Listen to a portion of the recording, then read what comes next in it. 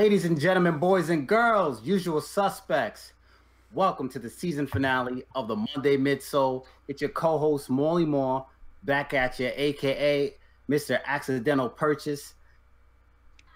I got my volume on, so we're going to tweak that real quick so I don't hear my volume. There you go. We got a great show. We got a great guest. We're missing one for now. Maybe he'll show up, Mr. Red Cup. But let's kick it off to the rest of the crew. Full size run. What it do? What's going on, everybody? It's your boy Mike, aka Mo, aka Full Size Run, aka Billy D. Fine. That is what the guys gave me, so I'm gonna just live with it. Yeah, y'all can make that face. Y'all said it. We family though, so we're gonna kick it over to that G.A.P bearded guy over there. Let's get it going. You're muted. Take it off mute. Take it off. He's still talking, and he's muted. Take it off, Davy Jones Walker. One-legged listener. It's probably a good thing that I was muted because I was straight up talking trash the entire time. Like I went off the deep end for a second. I saw. What's up, ladies and gentlemen, boys and girls? It's your one-legged friend, maybe your only one-legged friend. Welcome to the Monday Midsole, and I'm looking forward to it. It's gonna be a good episode. What's going on, everybody? It's Buckeye City Soul, Kev, Michael Bivens, Tito Jackson. That's all I got, man. My creativity level is terrible for today. I'm kind of missing things here and there. Got stuff going on, but thank you for joining us for Monday Midsole, the season finale, as Molly said. And today we have our guest. His name is Nick Engvall. This man got crazy kicks, man. Thank you for spending some time with us today, man. Definitely. Thanks for having me, guys. Man. So, I mean, we just kind of jump right into it, and then let me tell the audience, because we may have some issues. I'm seeing the program is already like in orange, so if we have a problem, we might have to switch over to Daniel's. We'll still be on the Midsole channel, but it'll be a separate one like Kicksology was last week. But I want to jump into it for everybody. What got you into sneakers, and what's your favorite sneaker of all time?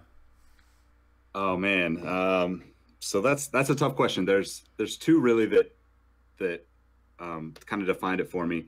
The military blue Jordan 4 when I was a kid was the one that I always wanted to have, never got, and that was like the one that like kind of kicked it all off in terms of like me and my brothers just wanting to get Jordans and get sneakers in general, and then we just started drawing all sorts of stuff.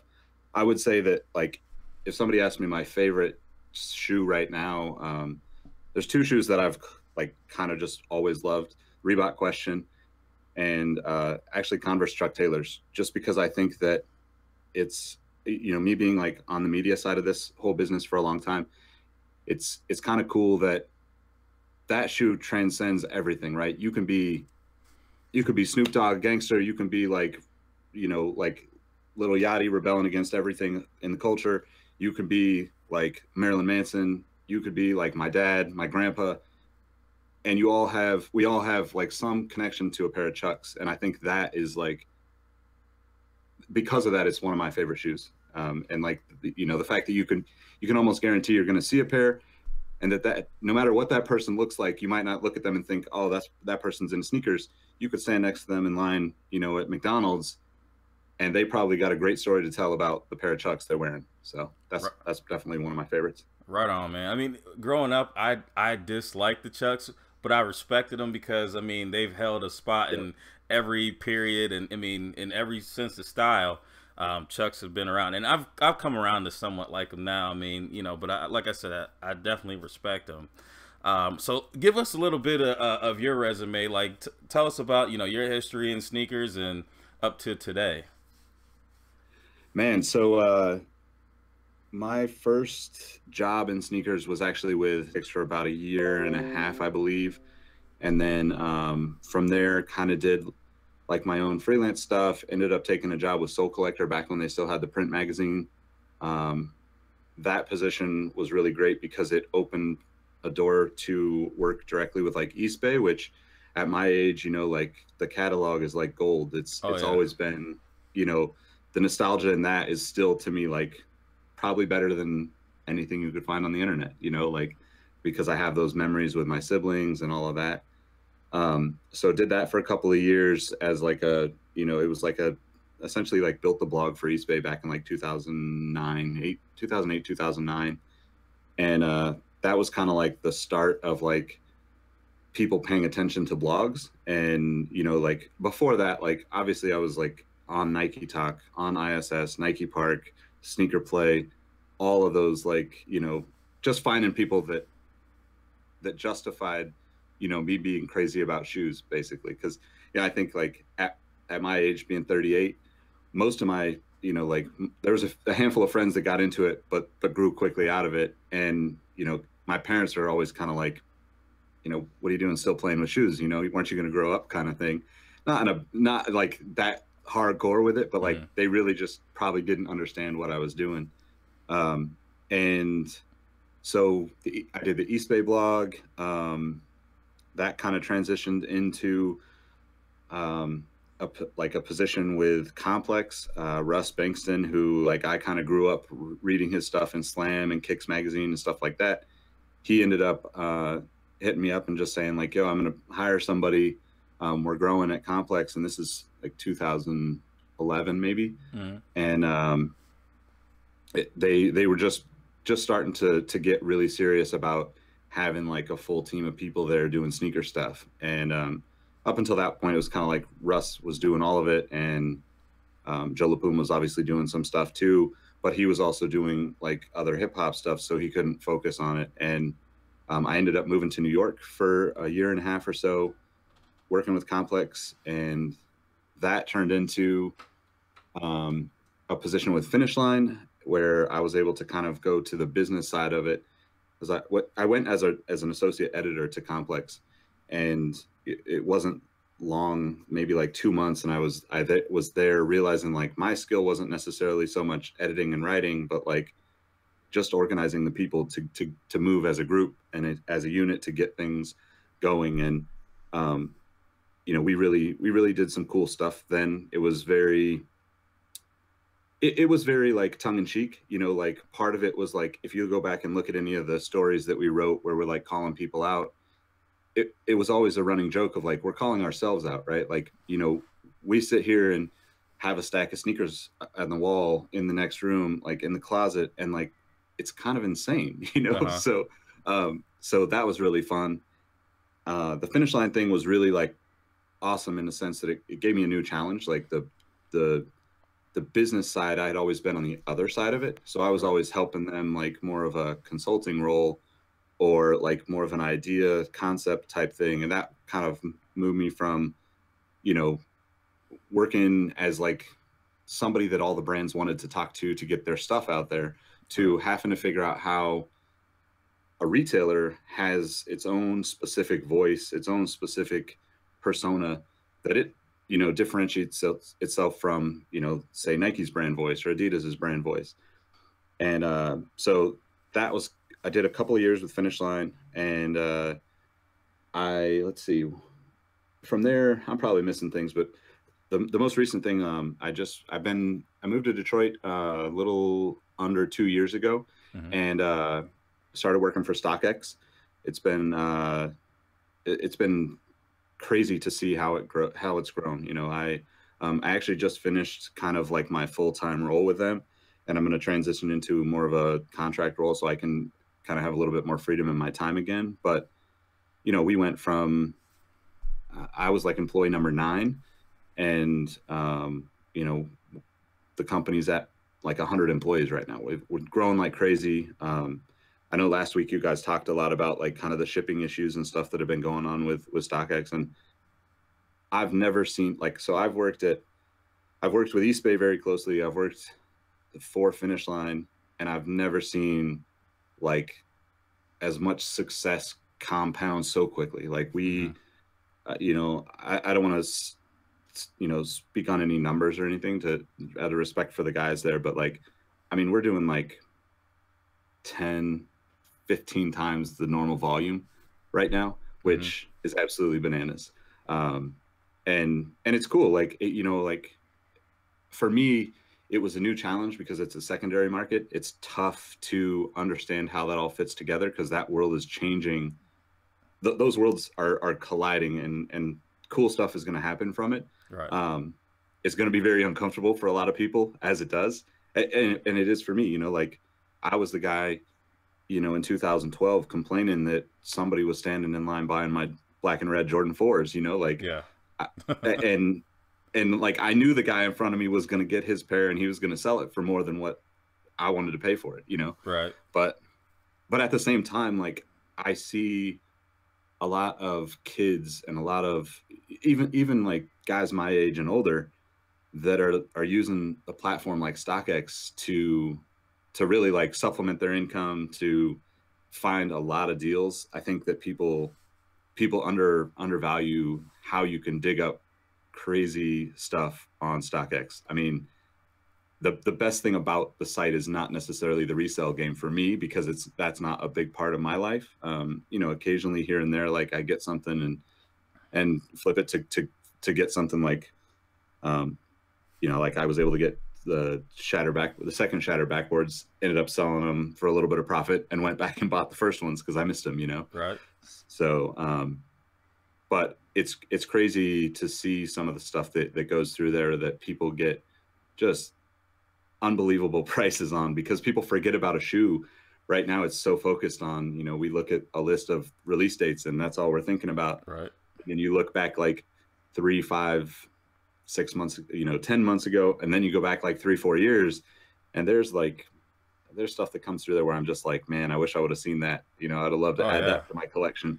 But it's been an amazing journey, and you know, for me, like the next thing is just trying to figure out where I fit in to everything with everybody. You know, I don't want to necessarily like remove myself from any of it, because I just am passionate about it, and I've met so many people, so many friends, are just because we all have this common, you know, passion for sneakers. So it's been amazing. But man, that's awesome. I mean, I think that StockX is actually keeping people a little bit more honest as far as, you know, with their pricing and things like that. I mean, like I looked today at, I mean, I've already got history of Jordans or Spizike 6s. But I mean, what, like a couple years ago, those things were going for like $400, you know, 300 and some odd dollars. And now you guys have them for like, you know, 230, almost retail. yeah. For, I mean, such a dope shoe. And I mean, I think that it's great that you guys are there, because like if you go over to like one of your competitors, their stuff is out of whack. I mean, there's no consistency to the pricing. And I mean, I think that, you know, and everything's easy to find there, as opposed to like, you know, a eBay or something like that, where you have to really watch out, you know, Yep. what you're getting, because 9 chances out of 10, if a price is too good to be true, you're probably getting a fake. So let's kind of get into that with StockX. I mean, I'm sure you guys get, you know, a bunch of fakes. Like how many fakes would you guys think you get like on a weekly? People trying to pass things over and, you know, get over on you guys. It's hard to say. You know, what basically happened was when we first started up, you know, a lot of people tried to push fakes through, and a lot of people, you know, didn't pass them through. You know, they didn't get through. So a lot of those people kind of fell off, and we've weeded out a lot of people that have like, you know, tried to come back and create a different username and do the same thing again. Or I would say it's actually a really small percentage. Okay. And the longer we've been around, the smaller it's gotten, because more people know us and know that we're not going to pass things through.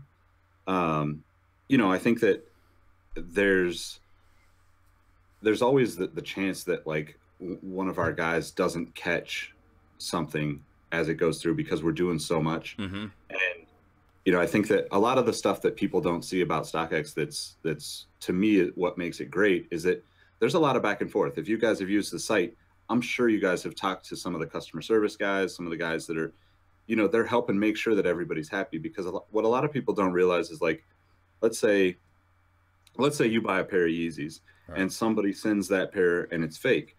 A lot of times what happens is we go buy a real pair from somebody else on the site to fill your order, and you never know. It might take an extra day, but the transaction is smooth for 95% of the people. So they never realize that, like, we're hustling behind the scenes to make sure that everybody has a good experience with it. And I think that, you know, the more we do that, the more we're, you know, blocking people from the site that are trying to sell fakes, the more we're scaring people away from even trying with a lot of it. You know, when new stuff comes out, you see it pretty early. The people that are the same way you would see it on the web, right? Like anywhere on Twitter, that kind of thing, where people, it's like until somebody calls them out on a different platform, they can try to do things here and there. But most of the time, I think like generally people try to hold each other accountable in all these spaces, right? And StockX just happens to be like the business side that's doing that for people. So I don't know percentage wise, but it's relatively small. And at first, like, you know, 2 years ago when I started, it could be, you know, it could be even like as high as like half of the shoes in a day. Whoa. But keep in mind, like when we started, we literally started from nothing. So yeah, like, so like people... that could be like 5 shoes in a day, and it could be 5 people trying the system to see if they could get something through. Right. And I would say that it's probably less than 2 or 3% at this point. Like it's really, really small. A lot of times what happens is people will use the site. You'll have 3-4 transactions. You'll be good. You'll get stuff that you want. And then you'll get something where somebody else is trying to kind of sell their own stuff. So you know how it is. Like a lot of people that are buying stuff, and they're going straight to Twitter or Instagram to look for somebody to give them the answer. Right. And what is always like bizarre to me is like a lot of people will go and see somebody comment on an Instagram post, and that person becomes the authority. Yeah. With no reason whatsoever. Like you see people thinking that we're trying to, like, that StockX is trying to scam people, and it's like, yo, we got like 100 people here that their livelihood depends on us doing the right thing. We're not out here trying to, you know, make a quick, you know, $200-300 off of one person. We're trying to build something that's much bigger. And I think like as I've used the platform, I'm more excited about Beyond Sneakers with it because I'm lazy. But I think about things like just anything that I would normally buy, right? Like right now, for instance, you know, there's tons of shoes that are sitting at a Foot Locker or a Finish Line, and probably at full retail, right? But they're going to mark that shoe down 20, 30, 40% over the next 6 weeks.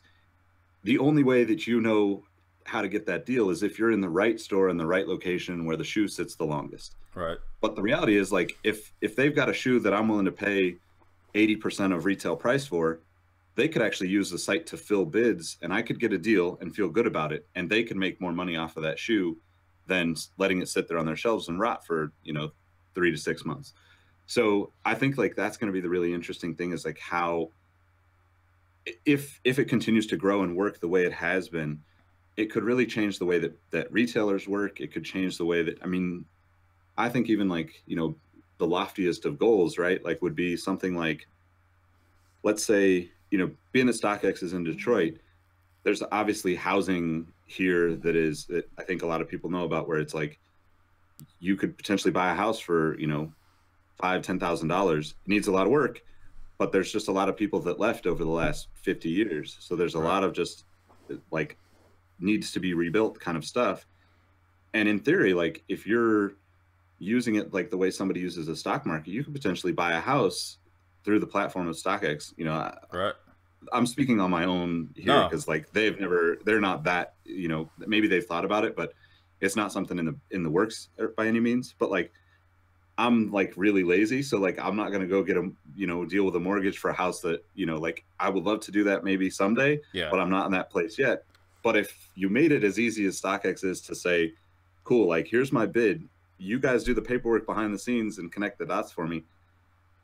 I mean, you never know how that could work. It could be really cool. So I think that, you know, that's the long goal. Right. You know, because it could compete with something like Amazon, and, you know, we could be buying things in a completely different way, you know, like, a lot of in the same way that we've kind of and I know some people probably dislike it, but like you said, like the pricing, the transparency on the pricing has brought a lot of the prices down, in my opinion. And that's a good thing for consumers. It makes everybody more competitive. It makes the guys trying to gouge the prices. It makes you pay for that experience. Like if you just want the shoe for, you know, X amount of dollars above retail, here it is on StockX. This is probably the best price you're going to get. What extra money for that experience, right? Right. And I think a lot of people don't realize that like there is a difference between buying a shoe on StockX and paying like a little bit lower of a price compared to paying that extra price. Because when you walk into Flight Club, it's amazing. Like if people that haven't been to Flight Club should go walk in there, because it's like a sneaker museum and a store, all of the above. Right. And there's shoes in there that nobody will see in person, and that is worth paying a little bit more for some people. So I think it's just an interesting place for, you know, I think it's exciting that sneakers is kind of leading the way in this whole, you know, transparent, like more of an open market type of model. Because in reality, like I think there's a lot of profit baked into the shoes to begin with from, you know, from all the brands really. Right. Well, who knows? Maybe bringing those prices closer to what people pay actually helps everybody in the long run, and you know, both on the brand side and on the consumer side. So you guys should like partner up with like eBay, and then have like an option where someone hits a button where they say, all right, instead of sending it to me, you send it to them and they pay that fee. And then, you know, you guys send it out and authenticate it, and you guys get the fee from whatever that is. I mean, that would be a good plug-in. Yeah, definitely. I think. But also, like, I mean, you know, everybody's seen, you know, shoes that haven't been released, new shoes. How do you guys authenticate a shoe that hasn't come out yet?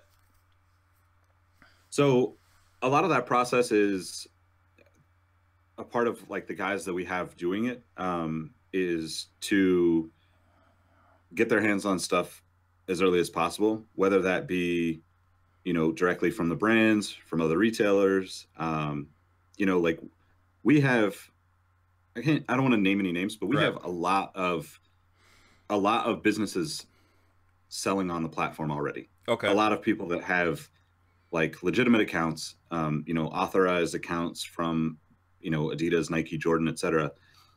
And a lot of times, like those people will get the product early, and they're part of like how we kind of define, okay, this is the legit pair. And then when we see stuff come in, or you know, like we have the comparison stuff, there's, I don't know how much I'm allowed to say, but there's even technology that we use that like certain shoes scan a certain way. Like if you scan the barcodes. So a lot of people that are pushing fakes might not think of that. A lot of consumers never think of that. You know, like we know for a fact that you know, a certain percentage of shoes that come through, we can actually just scan and say, this is legit, this is not. The same way that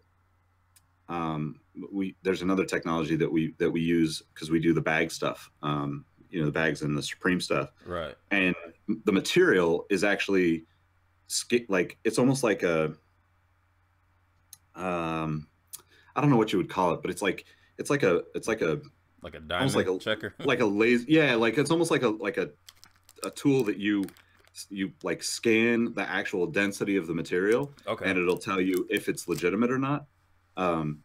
And like there's different partners out there that you know that you can use to get that kind of stuff depending on the product. And we just basically try to partner with experts in that specific, you know, area to make sure that we have the best people for that job. And you know, like the guy that's running, like for instance, the Supreme stuff is it turns out that like I'm big into like Hondas and cars, and it turns out that like he ended up taking the like leading up our like streetwear side of things, and I've known him for going on 15 years now. So like it's really cool to like see that he was like, you know, one of the, not the earliest, but like definitely one of the old school dudes buying Supreme back in the late 90s and early 2000s. And he's kind of progressed into this space that now there's a need for someone like him, his expertise, to say, cool, like this is how we're going to say this is real, this is not. And it's kind of like that. Like as we go, we just add more talented people to the pool of people that are there. And it's like, I think that, you know, we don't ever really say that, but like if we put a shoe up in front of the five of us, like collectively we're much stronger than one of us saying this is right, this is wrong. Right. And I think that approach has compounded, you know, as we've grown. We've gotten some really good people knowing what they're looking for, some technology behind them to be able to you know, define what's real, what's not.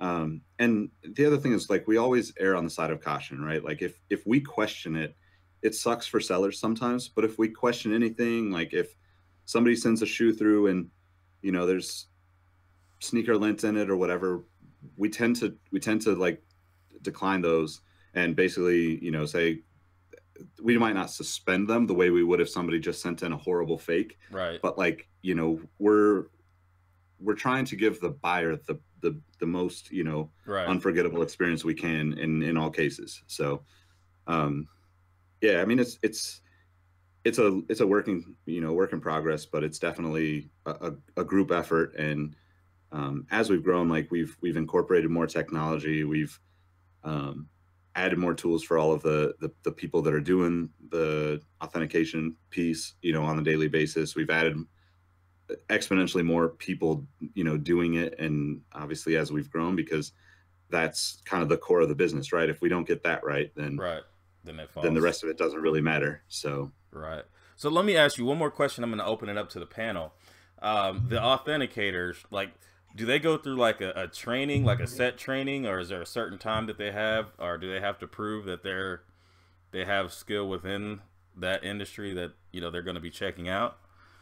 It's a little of everything, right? So like, a lot of the guys that are working in the authentication are, you know, guys that have a lot of experience in sneakers to begin with. So, you know, we've got a lot of guys that were store managers at a Foot Locker or a Finish Line or those kind of places. And I think that depending on their experience level, it's just the training piece of it just kind of comes, you know, okay. It varies so much. But, you know, like, I think like, you know, with guys like yourself, right? Mm-hmm. I think like you could probably sit with one of the guys for a day or two and feel pretty confident with most shoes.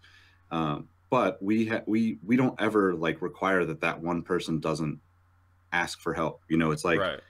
It's like that, you know, kind of phone a friend, you know, $1 million question type thing where it's like, we don't ever want to like make somebody like make a decision and make them feel uncomfortable. Right. It actually helps to have more eyes on it, you know, and a lot of times when new stuff comes through, everybody's like briefed on, hey, this is what we're seeing, you know. Okay. And a lot of times I think even just collectively, like if the four or five of us were looking at a shoe, one of us might see something completely different than the others. And I think that as we have grown, like, you know, we've done pretty well at like bringing in different sets of eyes, different opinions, and making sure that we always feel good about those decisions.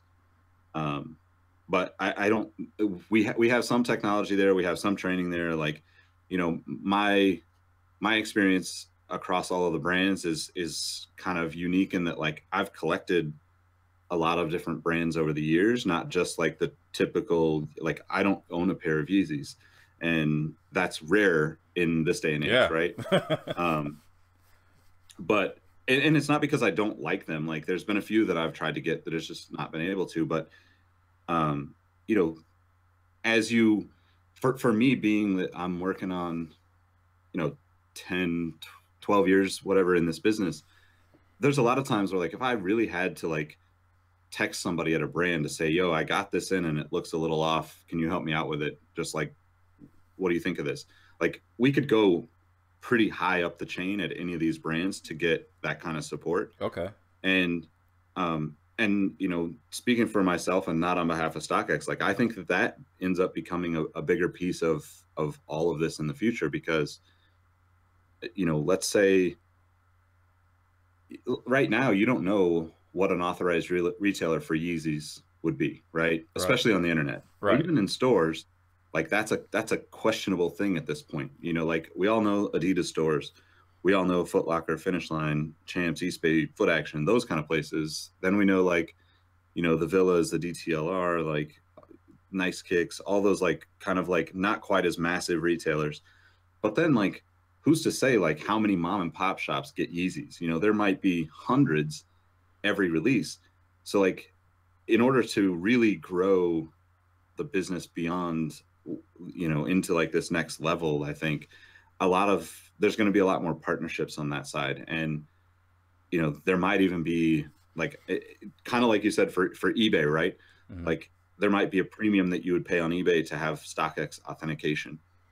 I could totally see that happening directly from Adidas, or like a partnership between StockX and Adidas, or StockX and Jordan, to be like, yo, like, you know, these ones are, you know, questionable, like StockX verified them or whatever. Right. Or like, and then it's only going to help the, like, you know, the resellers and the hustlers to say they're going to be able to add that premium onto their cost too, right? Like, so, you know, and we've seen like, you know, unfortunately we've seen like fake tags out there, right? Right. And like we've adjusted tags multiple times now, and that's technology based now too. So like there's just a lot of things in place like moving forward and in the works for StockX that I don't think that, I think that like people get riled up on social over little things, and it's so small picture, and we're so big picture about Right. it that we're already, you know, I don't know, like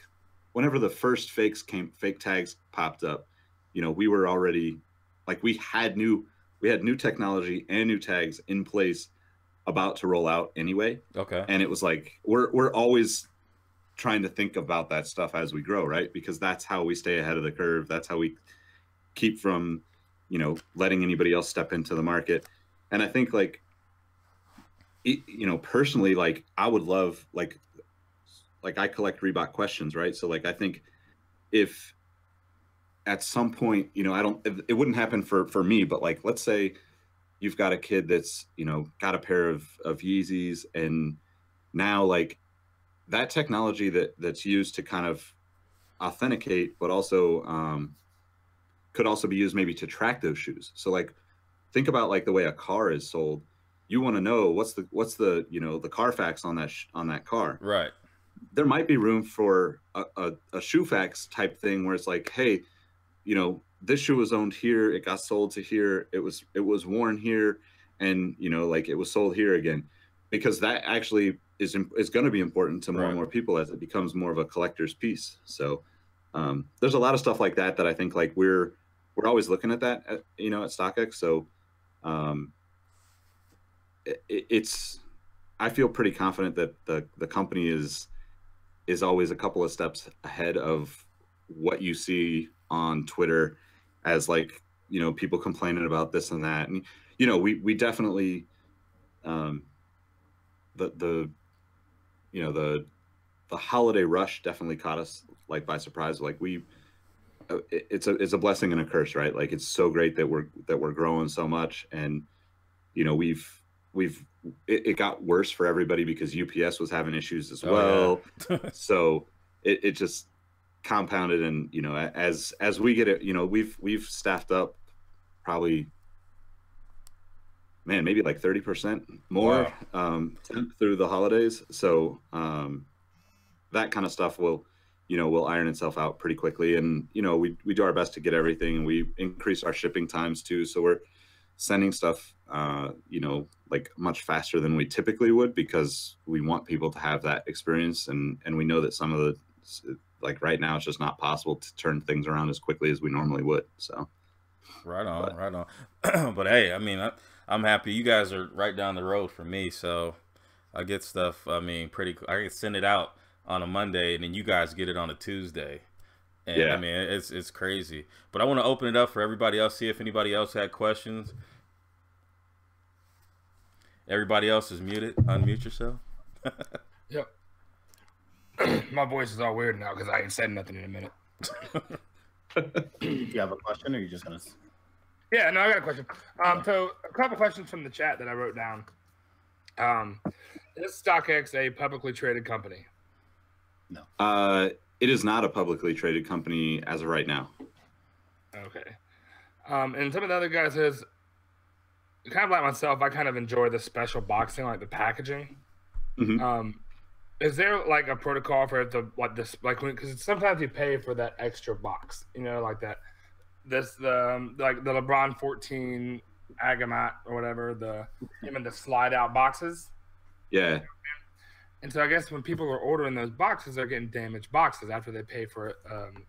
Is there any kind of like, they pay for this special box, this box is trash, it's going back kind of thing? I mean, a lot of times I think like we have full insurance on all the packages. So like any of that stuff, like if it's damaged in shipping, we're probably filing claims. Like that's the stuff that you don't see. You see like a few clicks of a button and, a transaction happened. And there's a lot of that back and forth that goes on behind the scenes.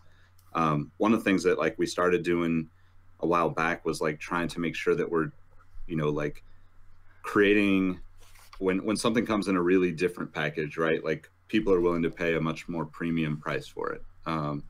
And we're not trying to like screw somebody out of what the value is. We're just trying to like make sure that everybody's happy. So I think like most recently, like the staple dunks that came out, there was a bunch of, I think 30 lasered pairs. And, so we actually have like a separate page for the lasered pairs along with the regular ones. And we try to do that with everything that has like a crazy package or anything that was like released in limited numbers at first, or even some of the stuff that's individually numbered, like we have that. I think the other thing is like people should always remember that like they can always hit up customer service and ask questions about their order, and the guys will definitely help them out and make sure that they're getting what they're expecting. We can't always. I think the interesting thing about the special packaging and stuff is a lot of times like like what it says on the internet is a lot different than everyone's experience, right? Like what comes to mind is like I can't remember what it was, but Nike threw pins in a bunch of packages. So you got like, I think it was either the Kobe or LeBron, maybe like a year ago or something like that. Like, and was like, it the Kyrie? Because the crispy Kyrie or Kyrie, what was it, Molly? Krispy Kreme. Krispy Kremes. Yeah. No, Yeah. the Fade to Black. A lot of them had pins. That was it. That's the one I was thinking of, the Fade to Black, because a lot of them came from Nike LA, and Nike LA, you might have got a whole pin set out of that, where you might have ordered that from Nike.com and not got one. So, I mean, those kind of things are always going to be a challenge for something that's, it's like any kind of transaction like that. It's always going to be a challenge because are you buying the shoe or are you buying it for the pin? If it's the pin, then like, yeah, we should, make that clear that it's that you get this pin with it. But a lot of people probably don't want to pay extra for the pin. So we're always kind of in the back and forth. So like if anything comes up that, and a lot of people don't know this somehow, but if anything that comes up where you want a specific version of the shoe put on the site, let's say, the Watch the Throne 9s came out, right? Like there was some released with that big gold piece on it, and there was some that came without. So like we can put a different page up for the one that's specific to what you're looking for, and we can make sure that you get that. And if somebody sends in one that doesn't come with what you're looking for, in theory, the customer service guys would take care of that because you're paying the premium to get that one that has the extra pieces that you're wanting. So, but really, like I think the community being more involved, and the bigger it gets, the makes it better for people to understand what's with stuff, what they're expecting, because like I don't necessarily know what comes with everything. Like and like I'm just one person. When we're talking about doing thousands of transactions a day, we can't necessarily keep track of everything as like one individual. So like we're all going to do what's best for everybody, and everybody feels that StockX does that. So dope. Anybody else? That was the questions I pulled from the chat. Yeah, I gotta rethink my question here. just to make sure. So I've actually purchased a lot from StockX. I've coined the phrase accidental purchase because I just throw bids in. Next thing I know, I check my email and PayPal, there's a payment drafted. I'm like, oh, I guess I just bought Don C's, or oh, I just copied Fade the Black, or whatever the case may be. My first accidental purchase was the Supreme Camo 5s. So I had just signed up and I got a $25 coupon. So I threw it in there. I was like, all right, I'm willing to pay. It basically would have come about to just under $400. I'm like, all right, I'll pay that for those shoes. Literally, it expired the day before, and then boop, bid was accepted. I'm like, are you kidding me? So that was the first accidental purchase, and it's pretty much snowballed since. These guys will tell you, I'm texting them like every week about something. But so I was curious, what happens, say, if a fake does slip through? Like, what's the process? Because obviously you have to reach out to customer service, you have to provide pictures. There's on the tag. So, like, what's the process? How long does it take to get that rectified? I mean, it depends on the situation, unfortunately, but like everything is always like if somebody reaches out and they have issues with the shoe, like we've taken back. I mean, we've taken back a lot of shoes that could have easily, like, that people just thought were fake because they saw somebody on Twitter or somebody on Instagram that said, oh, those are fake. And a lot of times when that stuff happens, like, it depends on where it's at, right? Like, if let's say the person buying is in California, and our shipping, I mean, now we have multiple locations, but like in theory, like a couple of years ago when we started up, right, you could be looking at 3 or 4 days before that shoe comes back to StockX if you're shipping it from California to Detroit. But I think that we're never trying to like screw somebody over, have them feel like they got screwed over.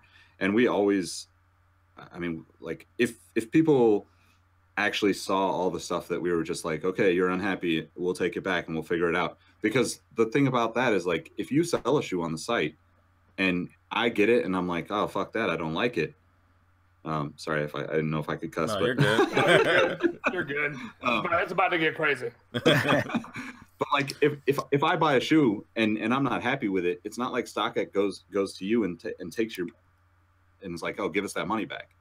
The company is built to take that on and to turn that over. And like I said about filling orders before, right? Like, if you get something and I flake on you, we go hunt it down and get it to you as soon as we possibly can. And on the other side of that, like, we also end up keeping a lot of stuff that people are unhappy with. Even down, like you were asking, Dan, with the boxes, like, there's some shoes that just, I mean, we've all bought a shoe that showed up in its regular box just taped up like crazy, and people, it's like, what the hell were you thinking shipping this like that, right? So a lot of times with that kind of stuff, like, that's the value in what you're paying for at StockX, in my opinion, is like, you don't have to deal with that. You don't have to, like, I think, like, you could get, maybe you want it, right? Like, maybe you're just like, okay, well, the box is slightly damaged, and like, the customer service guys are typically going to reach out to you and say, like, hey, this is what it is. Like, a lot of the stuff, like, we all know a lot of the brands specifically that send terrible boxes, right? Like, so a lot of that stuff we can't control. We do our best to package things as well as we can.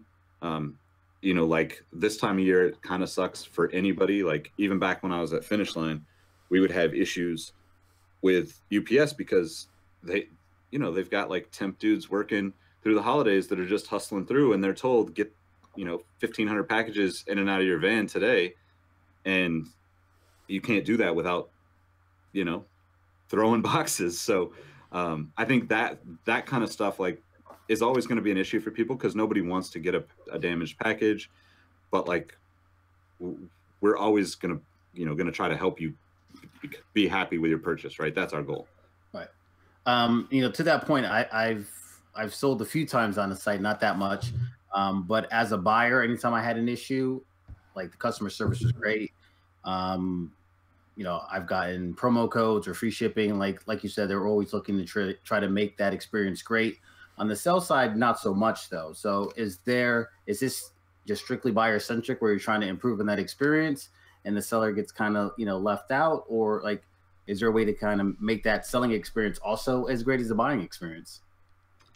No, I think the selling experience is also important, right? Like depending on what you're looking for as a seller too, like there's, we've I don't want to like give too much away because it's not really my place to say, but like we're working on a lot of things, or StockX is working on a lot of things for sellers. Like think about, I don't know if you guys remember, like in the like, I don't know, early 2000s when eBay just first started, right? There was like a million companies that made some platform that like you plugged into your auction on eBay and you had like a rotating carousel of images or all those features that just didn't exist on eBay. We're basically looking at StockX, like what can we do to provide a better experience for everybody, right? And a lot of the stuff with sellers, we've had, I don't know if you guys caught it, but like there was StockX Day back, I don't know, 3 months ago now, maybe 2 months ago. Yeah. We had a bunch of boys up there. Yeah, and I think like the goal in that is to like get people here to see what we're doing, to spread the word that like, hey, it's a much bigger deal than just what you see on the internet, because we're trying to make those experiences better for everybody. And it's, with sellers specifically, it's always different, right? Like some sellers want to ship 15 shoes in one box. Some sellers want, like they want faster shipping just because they, some sellers want to be paid out sooner. Like some people don't care if they're paid out. They just want to know that they're going to get the money. And so like all of those different things are part of things that we're like trying to take that feedback and change and implement for like kind of like I guess like tools, like a program, like, a set of tools that sellers might want to use. And then, stuff like, depending on how much you're selling, it's all kind of as it goes, like we're figuring that stuff out. But like one of the things that they recently implemented that's been really popular is like, if you have, I don't know how many, but like, let's say you have X amount of sales, of good sales, you already have sold, a bunch of shoes, then you can actually get paid out as soon as you mark your stuff shipped, which, for a lot of people, you put that money in your bank a couple extra days early. That means you can get out there and buy more stuff to get on the site anyway. So those are the like little things. I mean, I think like the other stuff that we kind of have looked at is like data tracking, kind of because StockX and like its roots and Campless and stuff like that were, very data driven, very numbers oriented. Like, let's look at all the sales, let's show everything. So there's all the like, I mean, even like a lot of people don't want to look at it, but like there's tax stuff, right? Like if you need tax information, if you're doing it as a business and you're selling a bunch of stuff, like we might, end up someday providing like, some sort of tax, and I'm speaking based on what I see, not like what they're working on. But that's the kind of stuff that I think for sellers, like we do the same thing on both sides. It just, maybe in your specific case, like, I don't know the situation, but, it's just like everything too. Like you might've just got a hold of customer service before they had the coffee that day or something. I don't know. So. I've been tracking this app since it was Campless, when there was that like Campless data tracking. You can actually watch like how much the shoes were going to be. Like never camp again. Like I've been on that thing since, or on the StockX when they announced it on the Campless app, and then it became a thing. So I've been doing this a minute. I think Mike has a question if he can unmute his big headed ass. Yeah, I just got one question. They pretty much touched on everything I would ask, but when you had talked about as far as trying to rectify the issues, if a fake does get through, what do you guys do when a fake is sold internally to try and mitigate that process of that happening again? Is there some type of checks and balances afterwards? I guess what's the process that you do once you find out a fake has been sold internally? I mean, I think that's like case by case scenario. But yeah, it's basically like that's all of that stuff is taken into account to kind of educate and adjust for. I mean, anybody that's been into sneakers long enough knows that there's going to be a pair of fakes today, and then there's going to be a pair of fakes on Friday of the same shoe with changes to try to, you know, get around the system, basically. So the way that they do it, I can't really speak on specifics, but you know, like I said before, there's a lot of process in place there. There's a lot of people involved in it, and as we've grown, there's more and more technology put in place to ensure that we're getting it right. And like I said, a lot of the times, you know, if something gets through that you know that somebody's unhappy with, we end up taking it back anyway. And like the process on the other side of that, just like, you know, just like any job, right? Like, hey, this got through, this happened, blah, blah, blah.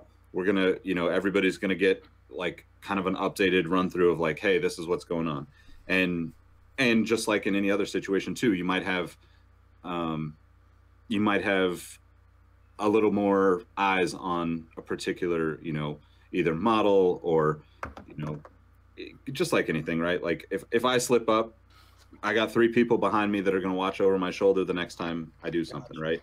And I don't want to like call out anybody, but like that's basically how it works. And I think that. Sir, stop ruffling your paper. Yeah, what's all that paper? That damn anchor That's man. Molly over there. He's over there thumbing through the Bible over there. I take a lot of notes. I'm Ron Burgundy.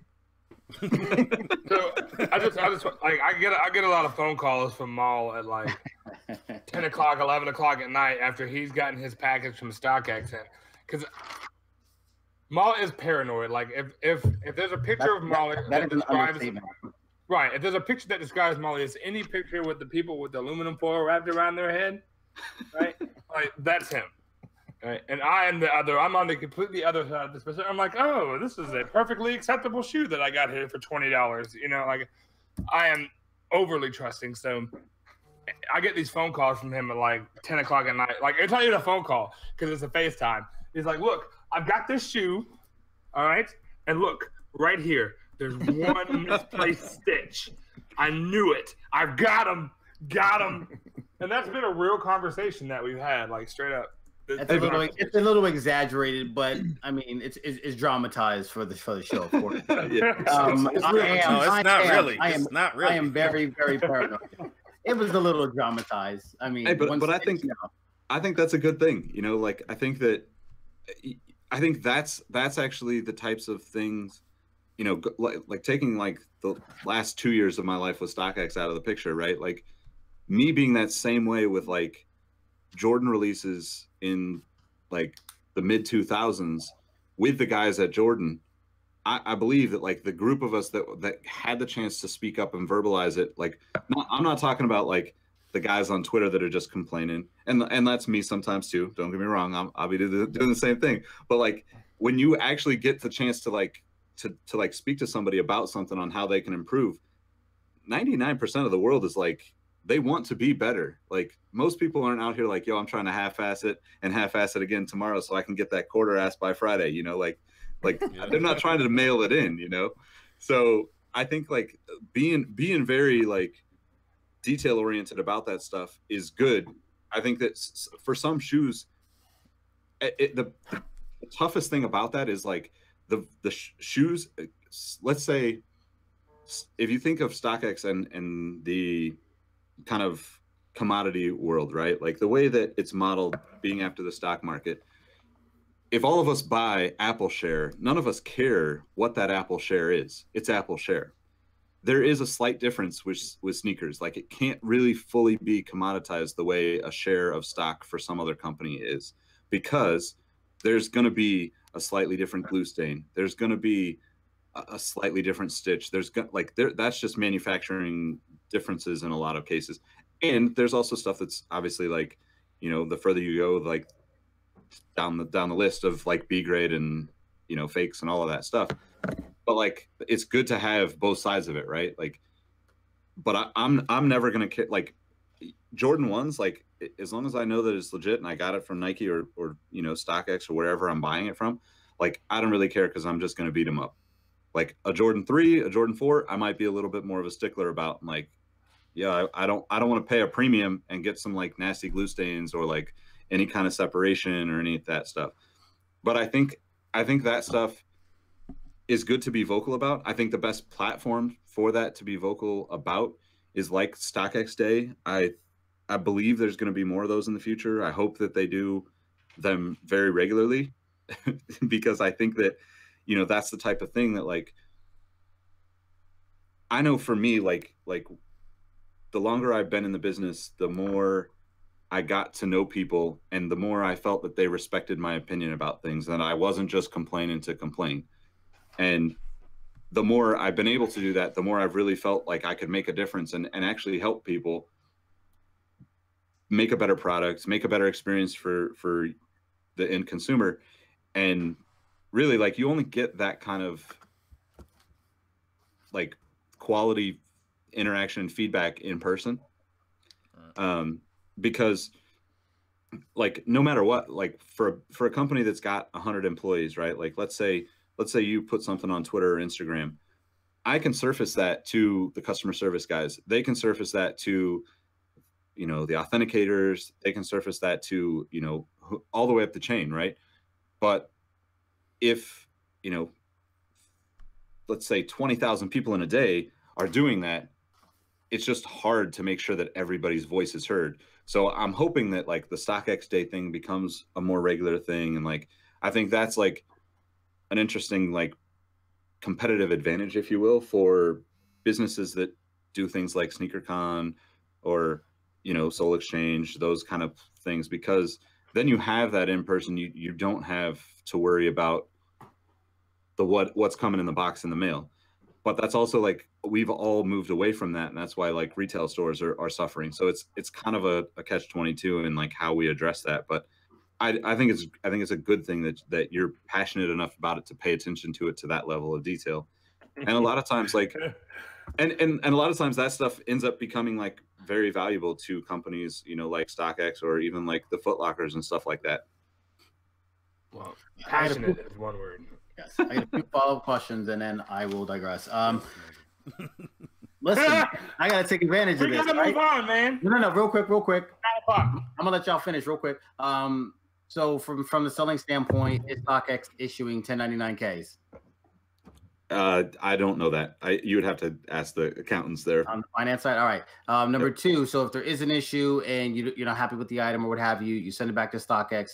Is StockX covering the shipping? That I don't know either. I think like that's a... Or is it a case by case? I really don't know the answer. I would guess that it's a case by case. I think that most of the time we cover the shipping because we just have you print the label off of our account anyway. I can't imagine why we wouldn't, but that's definitely not...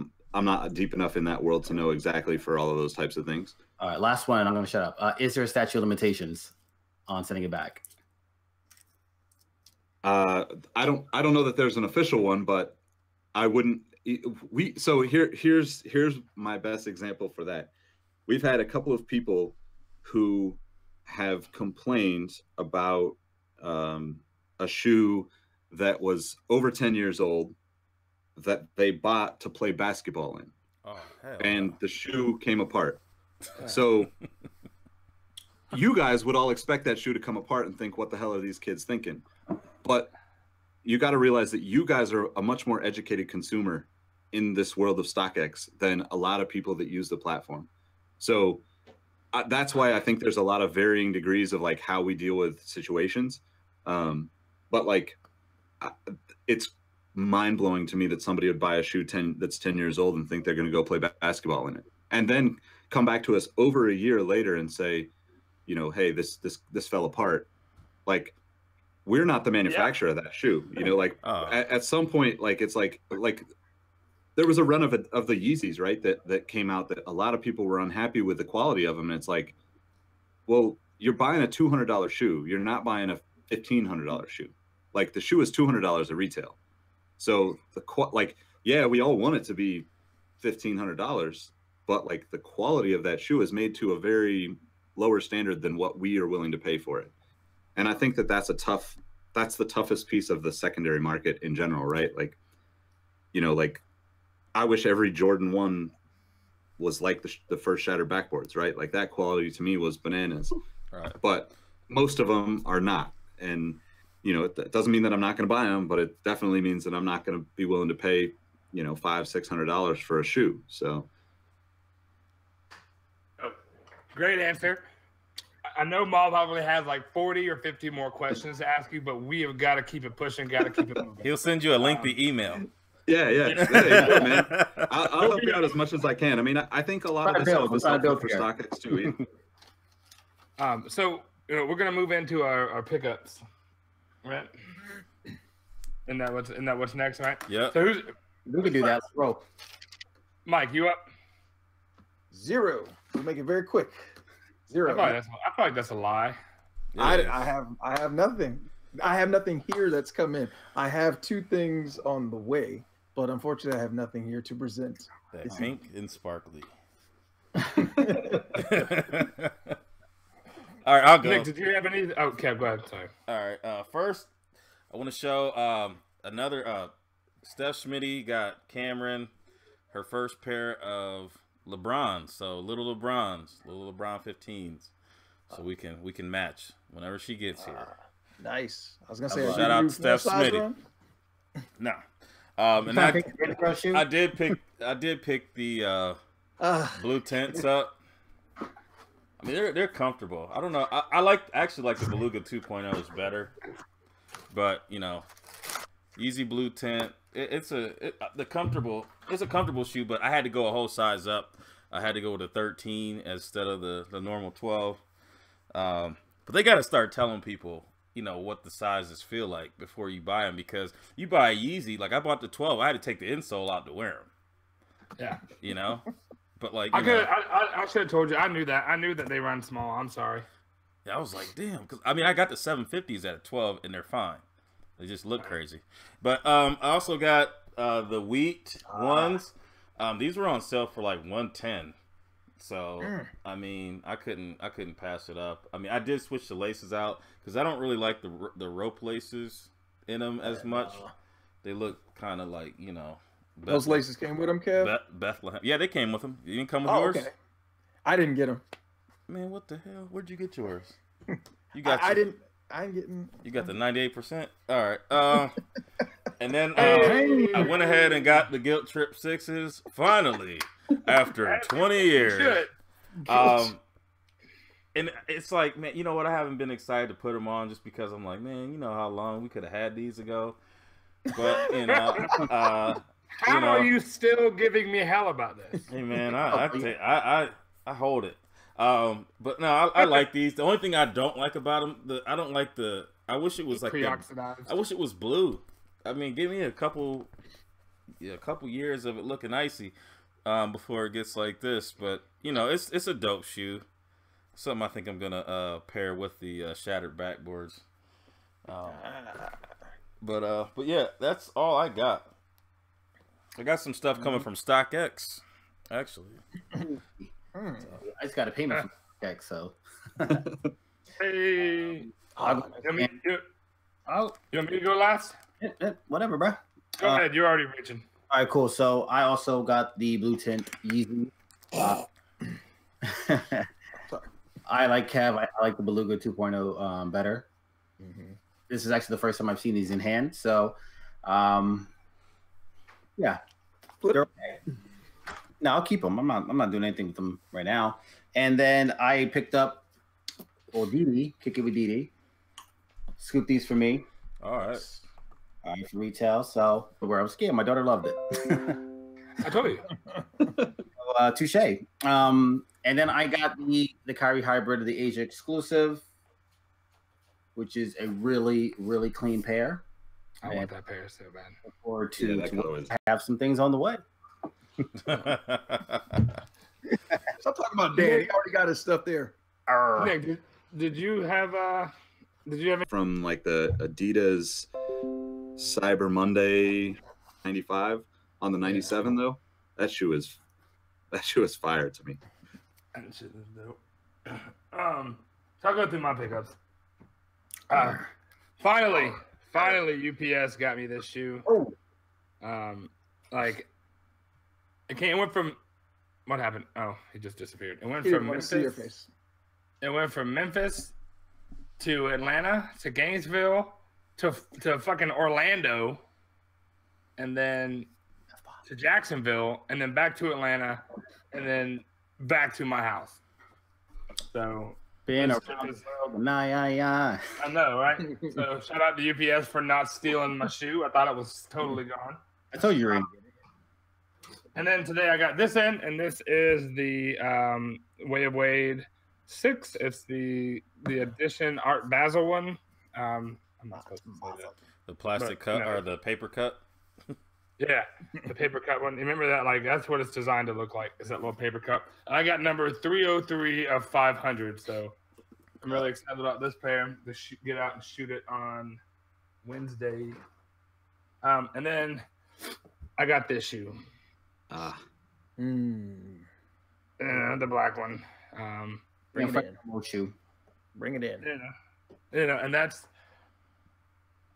I love this shoe. I really, really. It did. Man, you getting I internet with it. I don't even need internet because of the smell of this shoe. I could burn one out. Oh, Straight up. Oh, okay. Not that kind of party. all right. Usual suspects. It's over. We out. Is that your net neutrality plan? Yep, that's my net neutrality plan. Well, what'd you cop? You say net neutrality? Yep, exactly. And I have three or four other pair. I'm not 100% sure they're on their way. Right. And so that's how my year will end up. And I'm really hoping to get these ATL pairs. So with that, I want to share with everybody that Dan has picked up approximately 12 pairs in like 2 weeks, where he told me pairs for the year. He sent me the list. It was the Altitude 12s, the Gatorade 6s, and the Bordeaux 5s, and he said, I'm done for the year. Since that statement, he has picked up 12 more pairs. Oof. He has unboxed 2.0. Wait, shouldn't he be one out? no, I never said I'm slowing down. What I said was I'm done. And then I would hit you up and immediately retract said statement, but then make the statement again. No. I'm like, Send me the purchase. I would say, I thought you were done, and you would said, I'm done now. And then literally a couple hours later, you would send me another purchase. That's what happened. right. I mean, the addiction is real, man. Like, what am I gonna say? Like, I get it. But I was trying to give you a shameless plug there. Let them know you got the calls from StockX, but you kind of. oh, I did get the calls from StockX. He was so in I love love with the StockX. shoes, I mean, man. I talked to Nick before offline, and like I've spent a lot of money on StockX. Like that service gives me peace of mind. So, but I don't want to fall down that StockX hole again. Anyway, It took us 12 minutes to get out. Trinity, Molly's about to ask another question. I hit him offline. Otherwise, we literally need a 3-hour show just on that. But I did forget. Someone in the chat reminded me that I forgot one of my pickups. It was probably my pickup of. Oh, right. To be the Carry 4 confetti pair. So. Stop smiling so hard. Oh. I picked up one from StockX. Hey man, StockX, come holler at us, man. Yeah, we be supporting somebody's fucking mortgage. We're paying for drinks on Friday. Listen, I would like to say that this is a record. It is 9/11, and I just now dropped my first F-bomb. Uh-oh. Wait, That's a record. turning over. That's not true. At 9/11, we went That's not true. demonetized. My first F-bomb. That's the first time. Definitely not. That's the first time I've cussed. No. That was not your first F-bomb of tonight. I guarantee he's a stenographer. I bet you a pair of calls. Stenographer. I'll bet you a pair of calls. All right. Listen there. Don't do it. I don't know what's in that cup, but it's making you awfully brave tonight. You got me fucked up. Why don't you go ahead and go into what's coming out? All right, yeah, let's jump into that. 1 second. Let me hide the rest of this stuff because y'all be making fun of what's on my screen. Uh-oh. Bubble guppies. Unicorn porn. No, it's ad there. Listen, Daniel, do not He project. said, Molly, Right? Molly, the Care Bear stare. Molly is It's ad scare. I can't control what's on here, but y'all got jokes because there was like Molly's a brony. My Little Pony. this is a family. Oh man. Oh, jeez. All right, so I think I'm situated here. Shout out to Polos and Jace, who's not with us right now. Sitting there fighting the cable company. I need you to not say not with us. He's too old to be saying that. It'd be like Jackie Chan on Twitter. As you can see, ad share closed. Thank you, Google, for bringing random credit card and other solicitations. But anyways, oh wow, look at that, guys. There's a Kyrie 4 coming out. So this is the first general release. White or black, white, anthracite, light racer blue. This is supposed to be deemed the ankle taker. So the color is very similar to WWE's Undertaker. So if you look at the bottom of the outsole, it's got that purple and I want to say yellow. Aqua. It's an aqua color, right? Right? It's an Yeah, aqua yeah. colorway. There we go. Thank you, Daniel. Aqua, right up your alley. Let's see. So that comes out. That's what, Thursday? And then there's an up-tempo New York coming out. There's an up-tempo Chicago coming out. Up-tempo? There's The dopest one in the pack? There's a Chicago coming out. There's a New York one. Hopefully, there's no picture because they're going to redo it because the shit is pair that's garbage. for New York is pretty trash. Why is And then Chicago the wrong way? I don't know. That looks stupid. Listen. And then this right, 4 EL, the up tempo. This is the one everyone is going to be going for. This will be the unicorn of the pack. Yep. It's so dope. It's so dope. I'm gonna try for it just in case you don't get it, so I can wear Go them. for No, I'm just playing. No, you go. This is one of those that I like. I have to get. Like I will get. Like if I see somebody wearing them, I might be robbing a motherfucker. Like that just might be a thing. Give me your shoes, punk. It's like I steal, I don't kill.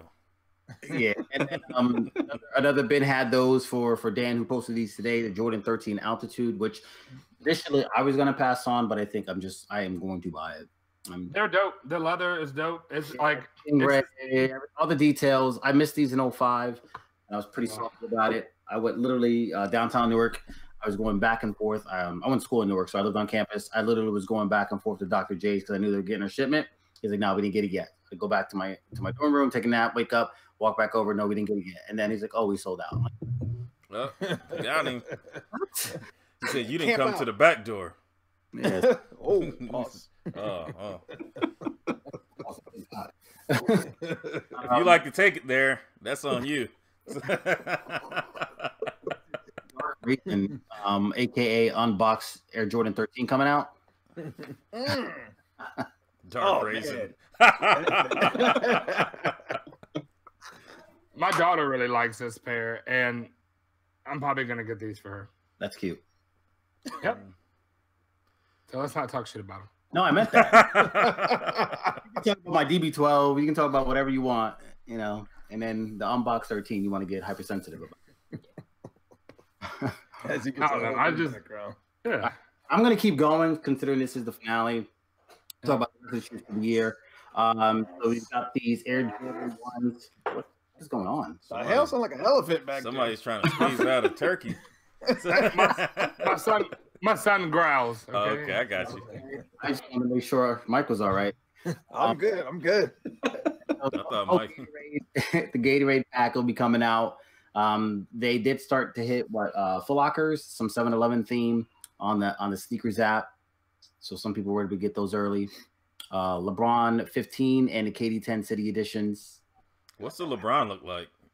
Yeah, I really want to know that too. I don't remember off the top of my head, but I did see it. Is it all black or? Did we talk about the shitty Gatorades? Because I fucking hate those. Well, listen, we've got all the Gatorades, right? The orange, the blue. I hate that pack though. All the ones, I hate it. I want to hate it and I want to not get it, but something tells me I'm going to pull the trigger On all of them? On the Man, grape. That's when you on all got of them. too much. Oh, cake. on You got money. You got diabetes. You got too much cake. It's your trigger finger. And then really the Oh, year, hey, KB said that they're gray and black. Are they the Gray. gray ones that he's playing in? If they're the gray and black ones like that, I'm getting them. they're definitely gray. I was thinking very similar to that charcoal pair that came out, but I couldn't. It wasn't coming to me. But last but not look up on something else that's not buffering. Yeah, I Soul know. Collector. Oh no, it's just they don't have an image. It's fully loaded. And then the 23rd, it's not in here, but the LeBron ones are going to be coming out in that black and red colorway. Yeah, I want those. Yeah. That's a must. A must try. I don't know if I'm going to get it, but that's a must try. Those LeBrons aren't even on this one. No, it's not on. It's on the stickers. Nice. It's on the app. Yeah. Yeah. And then last but not least, the Jordan 6 Gatorade NRG. It's this pair. I can't thankfully I can't see. Thanks. All right, it's on sneakers. Yeah, it's on the. No, I don't know. No, this is the LeBron 15 City Pack. It's on the Wear Tester site. Talking about okay. Yeah, it's got that gray upper with a black heel counter. Yeah, it looks like, or like maybe a copper color. I don't fucking know. I don't know what city it's representing, but whatever. There you go. City of Broken Dreams, Akron, Ohio. Representing. Oh. So, are we done with what's coming out? Yeah, that's what's coming out. This is the last G.A.P of the year. But hold Ladies on, and gentlemen. Oh no, that's right. We gotta do the thing. Yeah, we gotta pay some bills real quick. So y'all hurry up, get ready, go ahead and get you one of these 8-9 shirts. Check your volume. Yeah, check your volume, because I think it's good, but it might not be. So if it ain't too bad, Merry Christmas to y'all. Go ahead and get y'all people some great 8-9 gear, so y'all look right. And if you don't like them, you can get that one that says "Eat shit" on the back, and let them know how you really feel.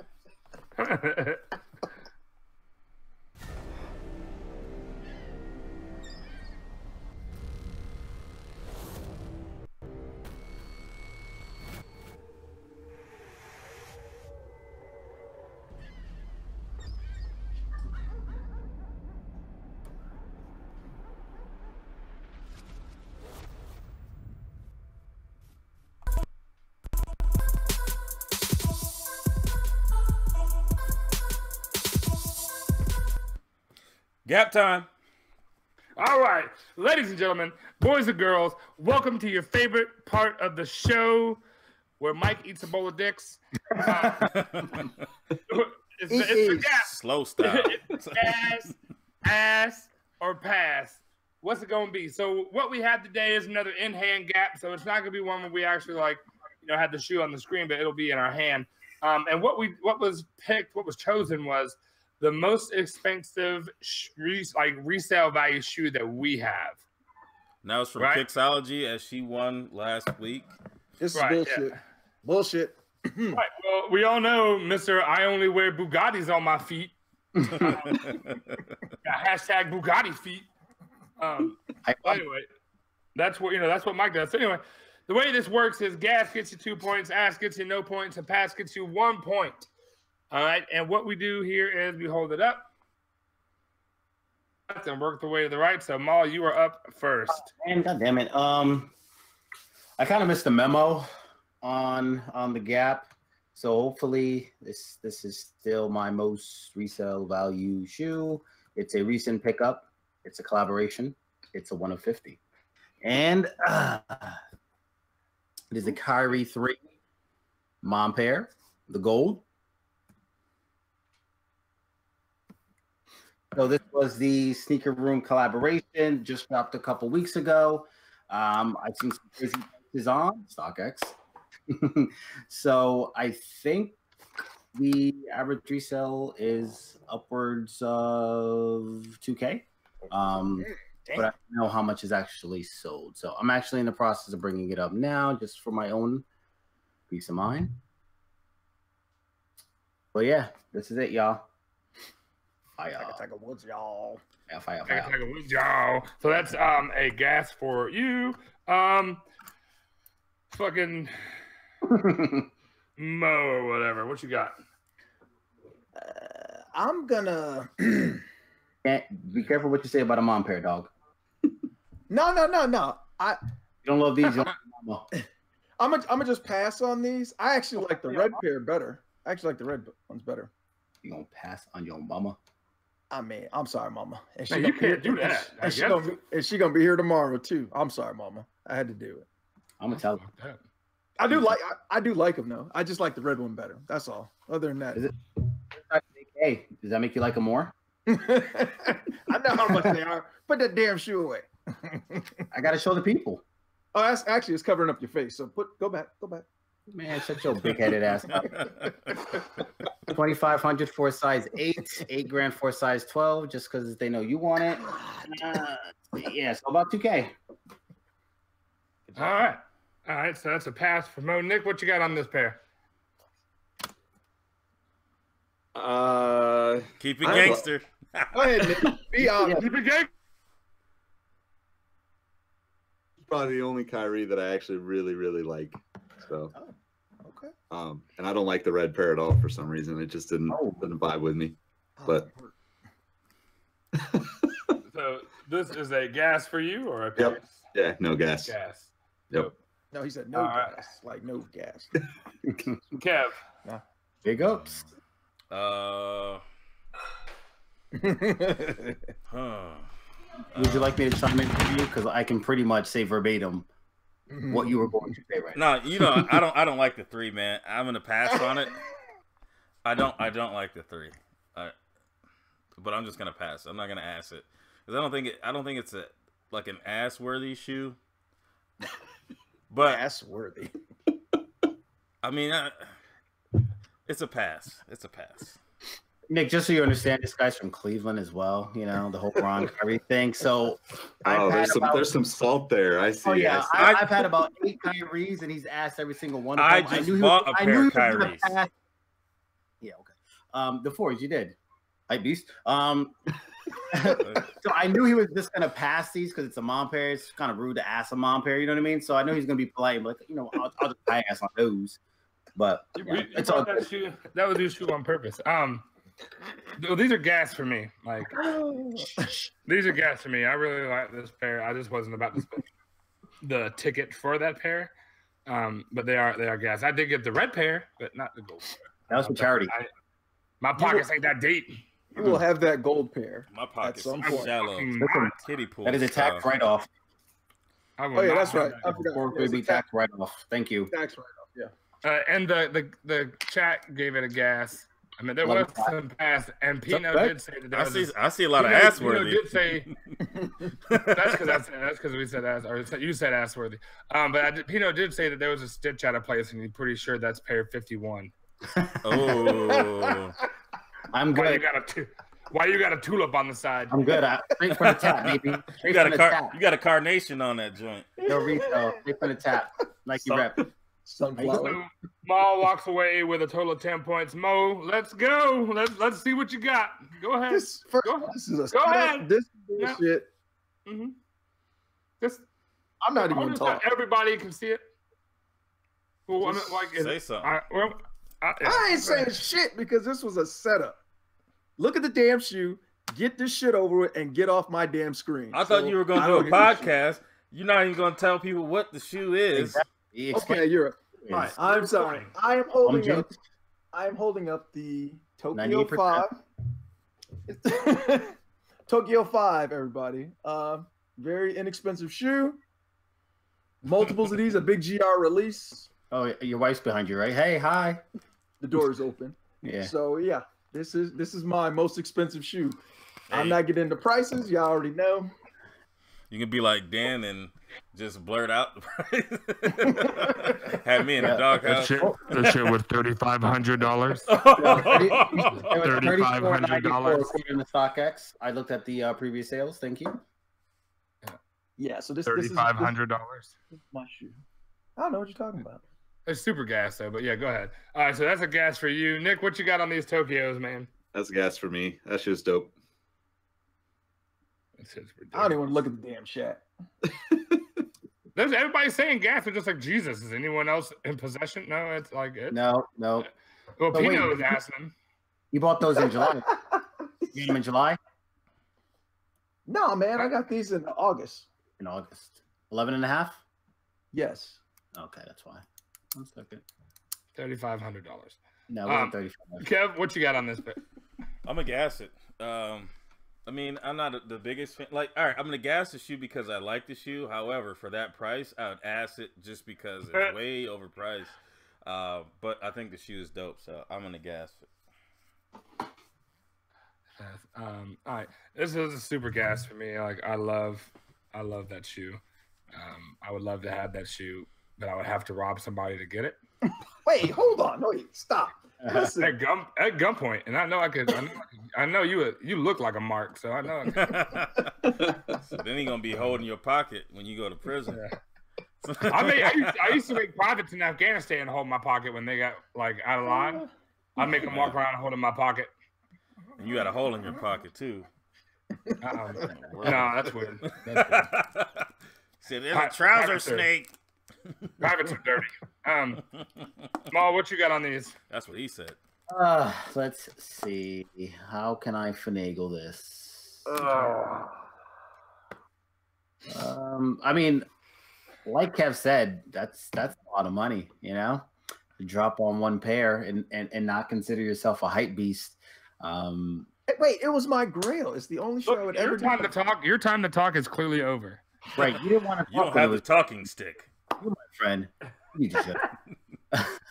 I got the mic. They're gas. I'll give credit where credit is due. They're gas. You know, if you spend upwards of what you spent, they better be. I mean, they're a pass for me. I couldn't do it. Couldn't stomach that, but yeah. All right, so it's a gas in the comment section. So that means you walk away with 12. Nick, what you got for us today? So I don't really know. I don't really know how much this is worth, but this is probably my most expensive shoe. It was oh shit, Soul Collector. The Soul Nose Soul Collector Air Trainer one. I think there's about 25 or 30 pairs. Ooh, got and, you. Got him. I know for a fact there's not that many of them. Damn. But it was based off of the the Air Trainer SC2 colorway, the Citron colorway. And I don't know if you guys know, but Zach, who I believe is still with Soul Collector, way back in the day, just that was his favorite shoe, and he basically decided to rework it into this one. And like you can kind of see like this is the shoe that it was based off of here on the inside tongue. And then it says Soul Nose on there. And then the backs both had Soul Collector on them. So that would be it. I think No info. I got a pair of those in the Minnesota Vikings, or the original. Was it a S? Is it a SC? Yeah. Yeah. I'm on StockX too looking for them. I mean, they have them. They're the unlocked character. There's no date. No. eBay. No, nothing on eBay. I would think they'd be on there. Those pink cruises I got actually showed. 2 pairs of those. Yeah, people sold. So I guess we're just gonna go with priceless. All right, great, wonderful. Priceless. Okay, so That makes it better for me. Surpassed. that's a gas for Nick. All right, Kev, what you got on these guys? I'm gonna gas them. I like the color, and I like the SC and the Air Max combined. I mean, it's something different. It's something that, like, if you didn't know where he came from and how he got it, you'd be like, now who made that shit? You know what I'm saying? but no, I think it's dope. All right. It's my turn. Okay, so that's a gas for Kev. Well, I thoroughly enjoy your knowledge and your path that you have taken to get to this point right here. I'm going to ask that shoe. I mean, I get that. Like, it is dope that Bo Jackson is on there. Like, it's got Bo Jackson on the insole, and that's cool, you know. But that is a strong a strong ass for me. That's like a Nicki Minaj ass for me. You got that strong Really? clap, strong It's clap cool. action there. I mean, like, there's some cool features to it, like the whole sole on the back, the little personalized tongue, the fact that there's only 25. Just, for me, it's a no-fly zone, like with that particular shoe. But no, dope shoe. I mean, for some people. Kim I Kardashian. can understand that. Yeah. I mean, it does. I actually officially check in at 6'3" with this on my foot, though. You know, it's like, Oh man, you got that lift, That you got that lift kit. So, Maul? I like the details, right? So the heel tab, the insole, the inside of the tongue. So, but the shoe in and of itself is a pass for me. Like, it's not enough for me to actually to cop it. Mike, what you got? This one's kind of tough. It's kind of tough. I'm in between. I'm in between, right? Because you I like the Bo Jackson thing has pushed it up. I love the colors. That helps. And the fact, let me give you another look. Just hey, let me see. Yeah, I'm a gas them. I'm gonna give them a gas. I like the colors. They're limited, and the Bo. Because you're a fucking hype beast. You're like, oh, there's only 4 of them. I gotta have it. Who's thinking gonna suck to do this? I just like stuff that I'm not gonna see a lot of other people wearing. That's all. I like that aspect too, but yeah, that's all. I mean, that's all. That's a piece for me. Like it would sit in my room. Right. It may not be worn. Right. Well. No, I wear everything, but yeah, I probably wear it to something. Yeah. No, I thought I'd never wear those pink cruisers. I mean, I look at it as more of a collector's piece, though. I mean, it's not something that I would wear, but definitely something that if you had a chance to get, you take. Yeah. I mean, the story behind it is cool. The thing is cool, but if you want it, I'd be like, F yes, baby. so with the pass from the comment section, Nick walks away with a grand total of 8. What is Coach Stranostra talking about in the chat? No, because that's what I said about Mike. Oh, that's he's repeating what I said. Mike gets that way. Oh, there's only 23. Whose dick I gotta suck? Oh man. I mean, I just buy it. I just want. He putting that Carmex and shit on, like he's getting ready. When you that got explains. we all have the same stuff in our collection. Don't let them fool you, Nick. No, with the exception of maybe 3 we pieces. don't. With the exception of maybe four shoes, we all got the same stuff. I am the GR champion of this. I got way more GRs than you, Kev. That's just you have way more shoes. Right, I was supposed to say But, you got way more shoes. I mean, like let's look at percentages. I have more GRs. Well, maybe not because you like them fucking curries.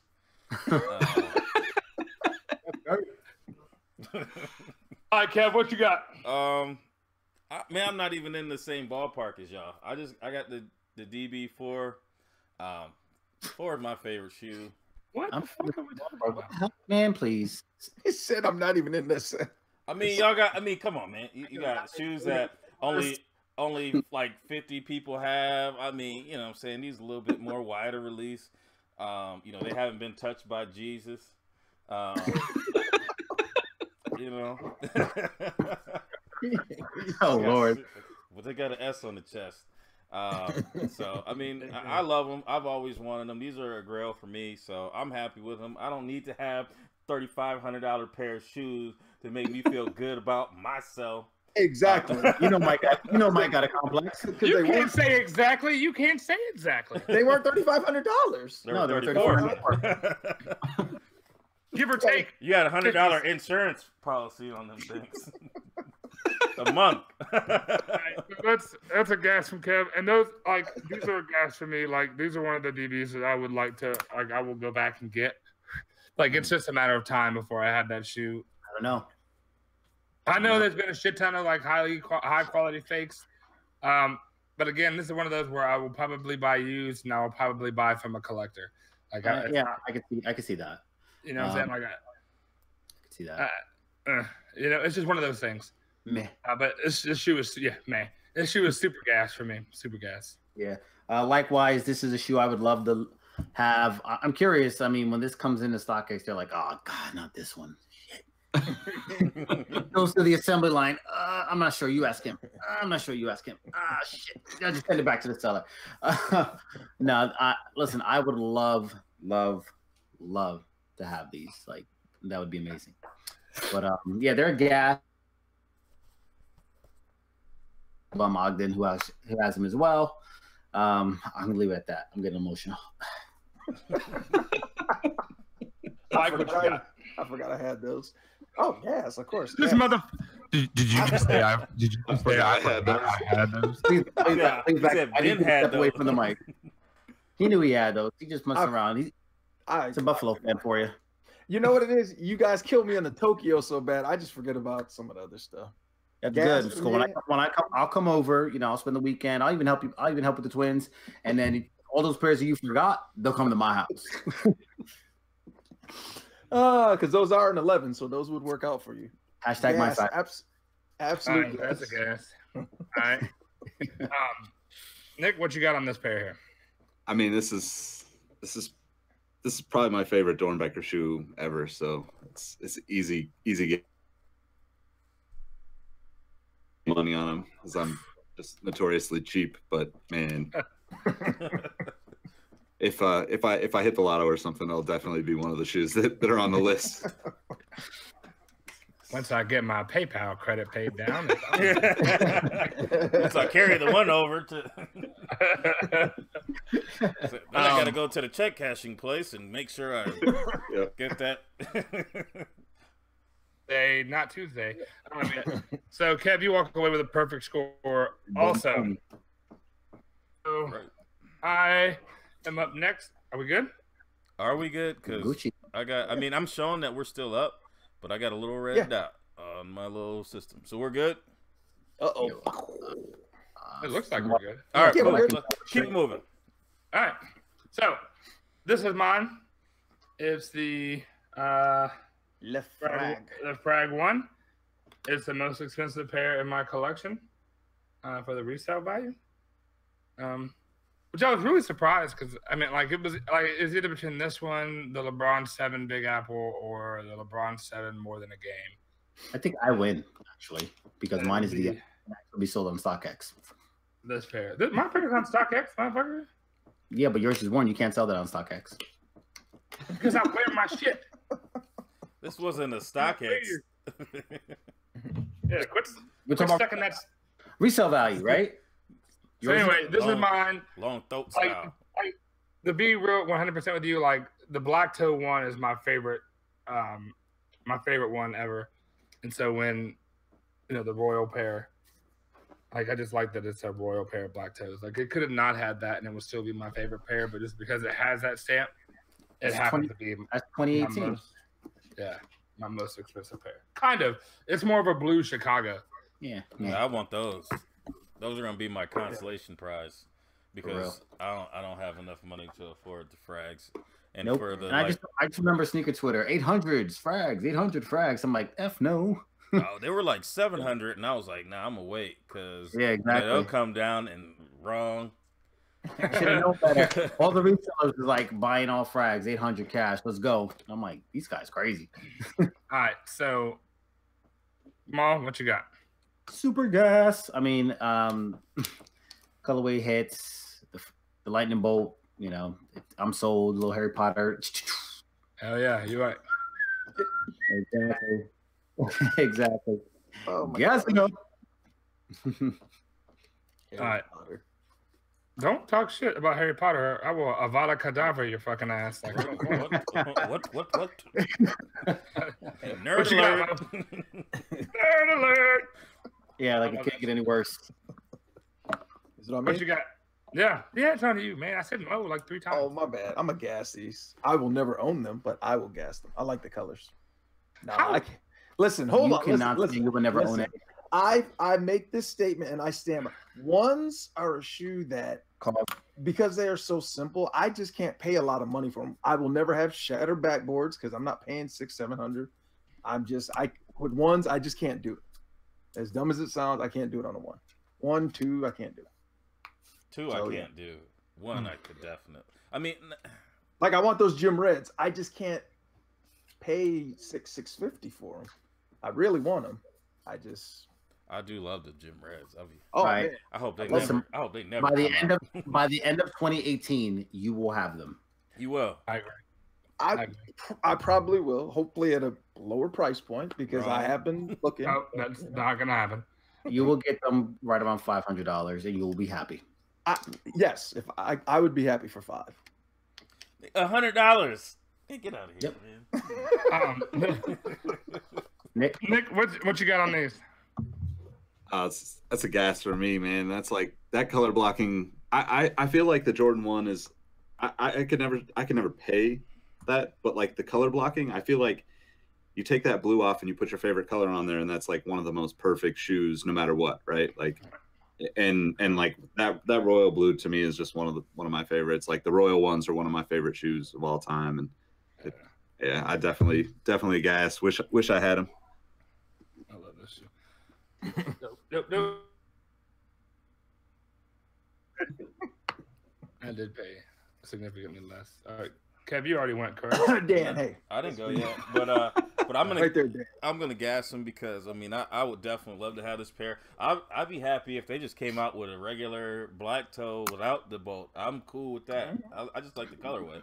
So Yeah, I'll need the bolt. the fragment doesn't mean anything to me, to be honest with you. And I'll be happy to get the blue Chicago's. I'll definitely want those. So yeah, man, it's a definitely a gas. Gas. It's a gas from the comment section. So here's the conundrum that we've walked into. Burrito gas. What we have is a Tokyo. We have a three-way tie between the Tokyo 5, the DB4, and the Frag 1. So since there's three of us, and it's impossible to gauge the chat ever. It's impossible to gauge the chat. They all vote 200 times. Right, exactly. And I've tried so many times, and then Maul will be voting and shit. So between the Tokyo, the DB4, and the Frag, Maul and Nick choose a winner. And this will take us into the next season to start off the first episode. I'm going to defer my vote. I'm going to let Nick decide this. Man. Nick, it's Pressure. all on you. Remember, he did ask your shoe. I did. You know what? It was honest. It was honest in my own, and I told him to be in the text. I was like, sometimes you gotta be brutal. He was brutal, all right. He ain't even. I mean, I know the Tokyos are more expensive, but I think the Frags are the one for me. Boom! Frags Boom, are boom, good. boom. I think I'd probably. Dan gave you all that ass. Hey, I'm gonna need you to not say that ever again. And you still pick those frags. Ever again. Ever again. You're not allowed to say that ever again. Wow. You got 2 weeks to come up with a gap now. Yeah, I don't hear no shit. plenty of time. Ladies and gentlemen, boys and girls, thank you for playing with us this evening. As always, Playing with us this evening, sir. Whoa. Stop the it. game. It's a game. Stop Playing the thinking about- game, then, not playing with us. You're always the game. thinking about dicks. I'm not. That had nothing to do with dicks. Oh, God. Brain, man. Anyway, thank you so much for playing the gap with us tonight. Looking forward to next season and bringing some more eclectic views. I got something for these guys that they are not prepared. Oh, there's a drop going. Oh, go ahead. You good? It's already. Yeah, gone. there's like. We're just really looking forward to next season. So, and with that, we got like 15 minutes left. So let's get up in the topic. All right, we are.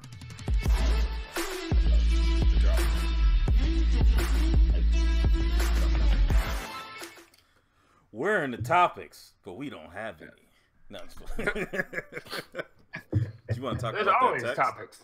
No, we do have topics courtesy of Cassidy. So her question, and I'm probably not going to say it verbatim, her topic rather, was in regards to the marketing, the recent marketing of how they're doing releases, i.e. today's Gatorade 1 drop with the 7-Eleven and everything. So whether or not we see that as effective marketing in the future, if we're going to see more and more of that, and just really our overall opinion with it. I think it's. Go ahead. I think it's super dope. All right, I think it's super dope. I think what they're doing is they're creating an interactive environment. What they saw, like, you know, when you think about, like Pokemon Go, you know, like there was an app on a phone that got people outside walking and being, you know, like active, right? And in their environment, right? And so you could go to these little, whatever, I did not play that game. The parks, the training gyms. Pokemon Go. You can go to Pokemon Go, or not Go, but the Pokestops. The Pokestops. Yeah. And the gyms. And you had to go to those places to fight people to get new, you know, new monsters or whatever the fuck. God, I sound old as fuck right now. I don't know anything about Pokemon. But I do know liar. What I don't. I really don't. You know about Pokemon. What I do know is that it needs to get expanded, you know, away from just New York, Chicago, LA. Right. You know, or Paris or Milan. They did have a drop here. LeBron's, but it was like a GR LeBron that we got. Like, thanks for nothing.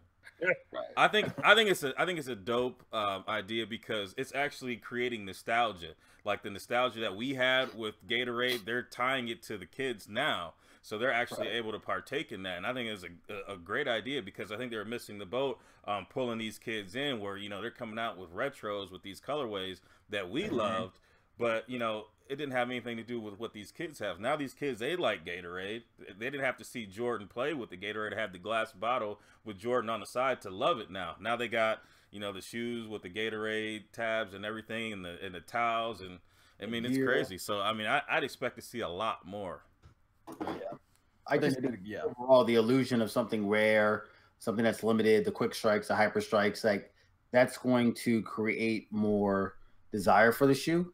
And ultimately, you know, lead to better sales. It's marketing, right? That's what it's for. It's you bring in the consumer and get them to purchase something that they may not have purchased ordinarily. Yeah, like that gear. Like, I'm looking at the gear at first. I was like, I don't want that. Now I'm kind of like, you know what? I can see. Gatorade has something on their website. This Like Mike thing. So it's got the sports bottle. I think it's got a Gatorade bottle and a T-shirt, and it comes in a Like Mike Gatorade box. And it was one of the sponsored things in my timeline. I'm walking to lunch, and I'm looking, I'm like, oh, I was like, on it. And I'm like, let me see. And I'm like halfway about to buy this. I'm like, what am I getting this for? Got him. Yep. If it was free, I probably would have got it. But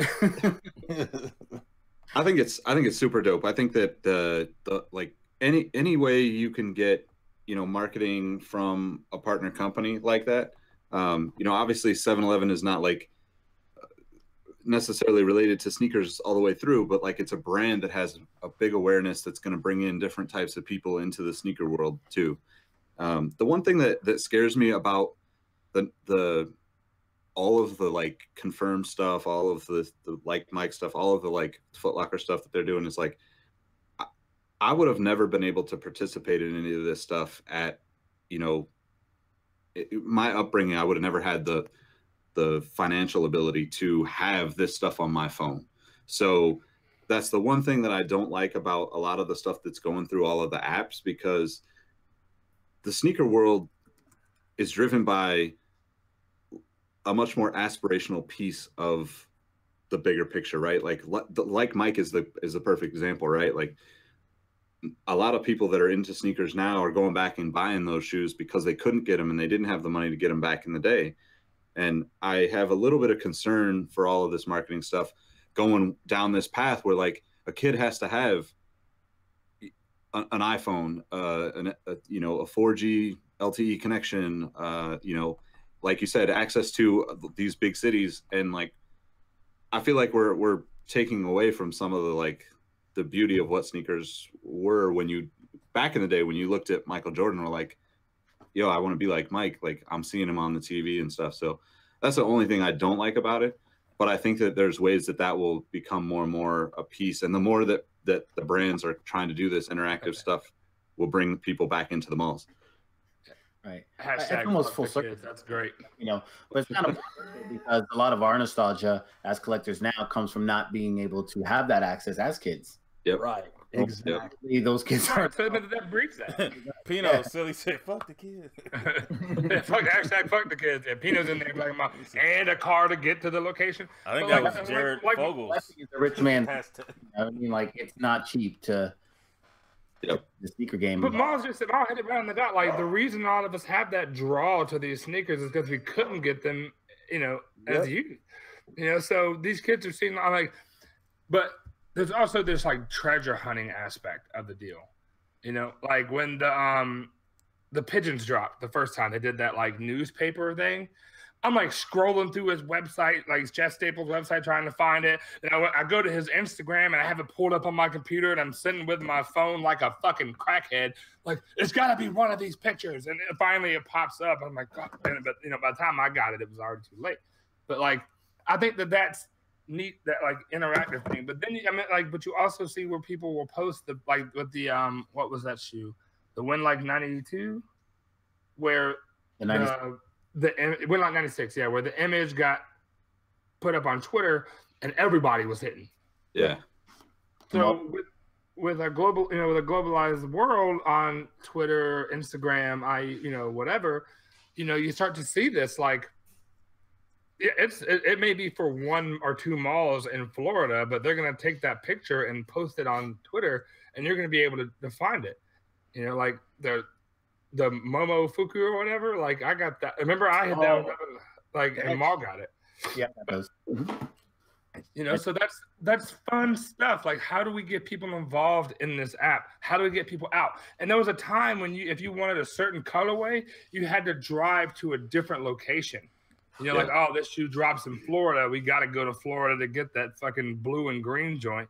Right. You can only get it there. So it's like a hyper strike, but now we have it via phone. Right. It's more global. The thing that I don't like about it, you talk about the access, you need a phone, you need this, you need that. Ultimately, you need time. And that's not something that I have a lot of. You know what I mean? Like, people will say, oh, you're from Jersey, you're right next to the city, you have like all those city connects, you can go right there. I'm like, no. Like, I'm an hour away. And guess what? Monday through Friday, I'm at work, which is 2 hours away. So it's really not feasible for me to go to work, go to 34th Street, pick this up, sign in here, do this, do that. You know what I mean? Like, it's a very different game. And, like I said, it goes full circle. I, as an adolescent now, am finding a new struggle. It's not like I can't, buy them. It's that I can't get access to them. So, it is kind of twofold. I like it when I win. I don't like it when I lose. Well, I mean, that's the thing about it, though. They don't make enough pairs for everybody to have anyway. So you can just disqualify yourself right off the bat. I mean, and then maybe you don't feel as bad because you don't have that access to that item. I think that you really get butthurt when you have the opportunity. Like, if you get you're sitting online for a pair of Yeezys on Adidas, and you sit there for 4 hours and you don't get in at all, and then you see your timeline, people are popping and hitting twice and things like that. Like, that pisses me off. Yeah, at least you kind of know. All right, hey, it's not like a long term thing. I refuse to buy Yeezys or anything from Adidas on Adidas website. I mean, it's the absolute worst. I like 20 minutes. Like, I had it on my laptop. I went and took a shower. I came out to see if anything was there. You know what I mean? Like, I'm not sitting in front of the computer refreshing or on Eastway hitting add the cart. I'm gonna buy. Add the cart. Yet. You know what I mean? Like. So, listen, I know now, like I said, it's about time. I value my time more than anything else.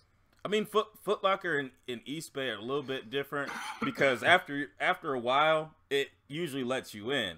With Adidas, it's like, hold on a second, you're still in the running. Yeah. And it'll be sold out hours ago. It's a lie. It's a lie. Like, there's a guy on Twitter that posted up something today on Yeezy Mafia. And he still has 6 screens pulled up that are still spinning, saying, don't leave yet, don't refresh. Like, bitch, those shits have been gone. They pulled the last 10K off of there, But, like, that happened. I'm just saying, like, how cool is it, though? Like, even though we know we can't get – everybody can't get them. And, like, so with the Gatorade pack, we do know that there's going to be a larger release. There's going to be – like, they're not going to be, like, super mega GR. They're not going to be like the Altitudes, but they are going to have a larger release, right? And with that larger release, there's but you can get it early by getting out and doing some treasure hunting and being a part of a community. And to me, that is fucking dope, you know. Yep. And I hope that they start bringing it to Detroit, Atlanta, you know, fucking bumfuck Kansas, you know, Arlington, Texas, And whatever the fuck, you know, like any of these small little places. you got to be on your P's and Q's. You might get one of those location joints. Chicago, New York, and Atlanta should get that. You know what I mean? Like the shoes coming out, it's based off that demographic, that region. You got it right. But there's only 100. There's only 100 pair at all City Gears here in Atlanta. Oh, the green ones. 100 pairs of what? In Atlanta, of the up tempos, only 100 pair. Oh, the Atlanta. Oh, what Atlanta? Oh, okay. We were one like it. That doesn't mean shit. I live in the same town as Big Boy Andre from Outkast. Fucking, you know, I live. No, I am Mike far Jenkins. down the cool guy. Yeah, Holy Grail Jenkins is better than I am. But like, I mean, like if Nike can somehow find a way. If somehow can find a way to integrate the smaller towns, like if they can use a GPS system, like, you know, if you're within, you know, an 8-digit grid of this location, you know, you can get that, you can put that in your cart, and they could do that on, because the whole United States has been grid coordinated, which is how the GPS system works. So like they can make it happen. But I think anything new, there has to be a you know, a trial and error thing. And it's really easy to do it in markets that are massive, like LA, Chicago, and New York, or Paris, or Milan, like they did with and GPS can be spoofed. It can be spoofed. I was able to check in with the Adidas app in Beaufort, Georgia, and downtown Atlanta. So it can be spoofed. I mean, But do they care though? That's the thing. Do they care to even do that? Because they're making their money still, and they're still building the hype by just staying in the big cities. So do they care to cater towards the smaller cities? I mean, they just want to appear to look like they're being somewhat fair. I mean, eventually, you got to trickle a little bit. Some crumbs have to fall down, otherwise you're going to lose those people. So you got to get in some way, shape, or really lose them now. So, but this guy's in the market, and he can tell us what's up. Nick, what's your opinion? You got? I mean, I think this is like a step in the right direction, right? I think like part of you know, something like StockX is the value is that somebody that's in Kansas can actually get Yeezys for, you know, without, like, yeah, they're going to pay a premium, but they have no shot at getting them otherwise through like Confirmed or in a store. And that's, I mean, that's not just Yeezys. That's all the way down the chain to like stuff that we look at and are like, yeah, it's sitting in shelves everywhere. But like those types of smaller communities and smaller, a lot of the middle of the U.S., right, like doesn't have access to a lot of stuff. But I think like the interactive piece and like the getting people out and being a part of it is like, it's what really made me want to be a part of the sneaker business, was like back in the day going and having like, you know, like SneakerCon now was like Soul Collector and Nike Talk meetups back in the day, where it was like, yeah, like there's like 20 of us that just show up at a, you know, a Waffle House or an In-N-Out Burger, and like all of a sudden we've just taken over this place all talking about sneakers. And this is like a step in that right direction. You know, hopefully they use it to move into other markets and try different things and take it steps further, whether it's grids or, you know, smaller locations. That's dope.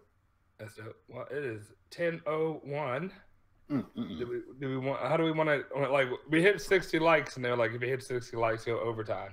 My classes have ended for the fucking semester. Like, what's good? I can go till fucking midnight. I didn't got a job. I'm retired. I got a wife, and she killed me. I ain't got one of them either. I had two of them, but you know,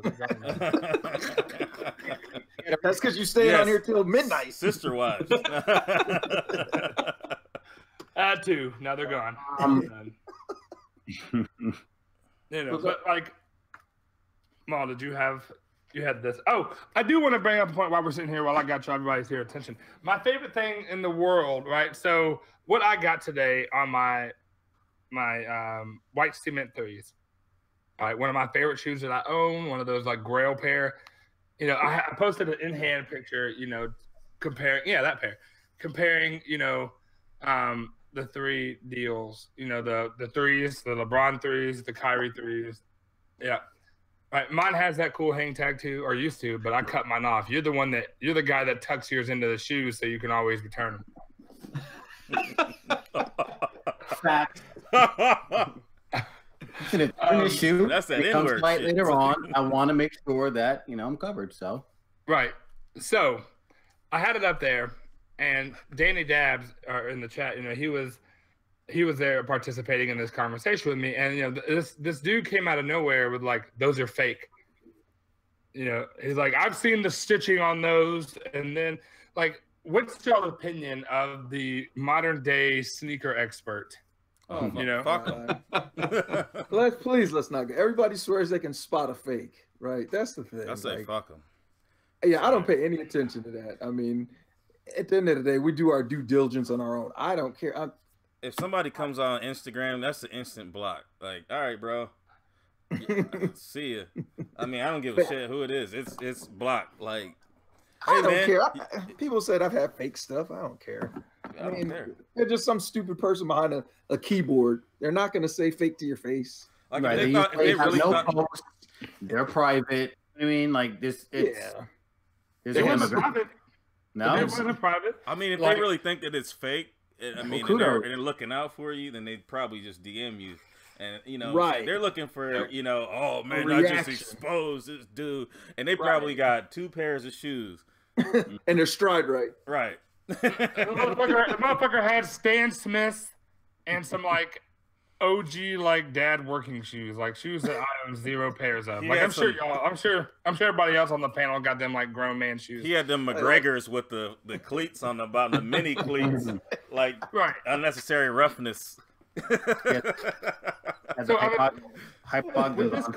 with this culture that we have right now, and everybody all of a sudden being a fake education or a, you know, ID expert, you know, what's your opinion on that? Like, you know, these guys that I can spot a fake from a mile away. Like, what's y'all's opinion?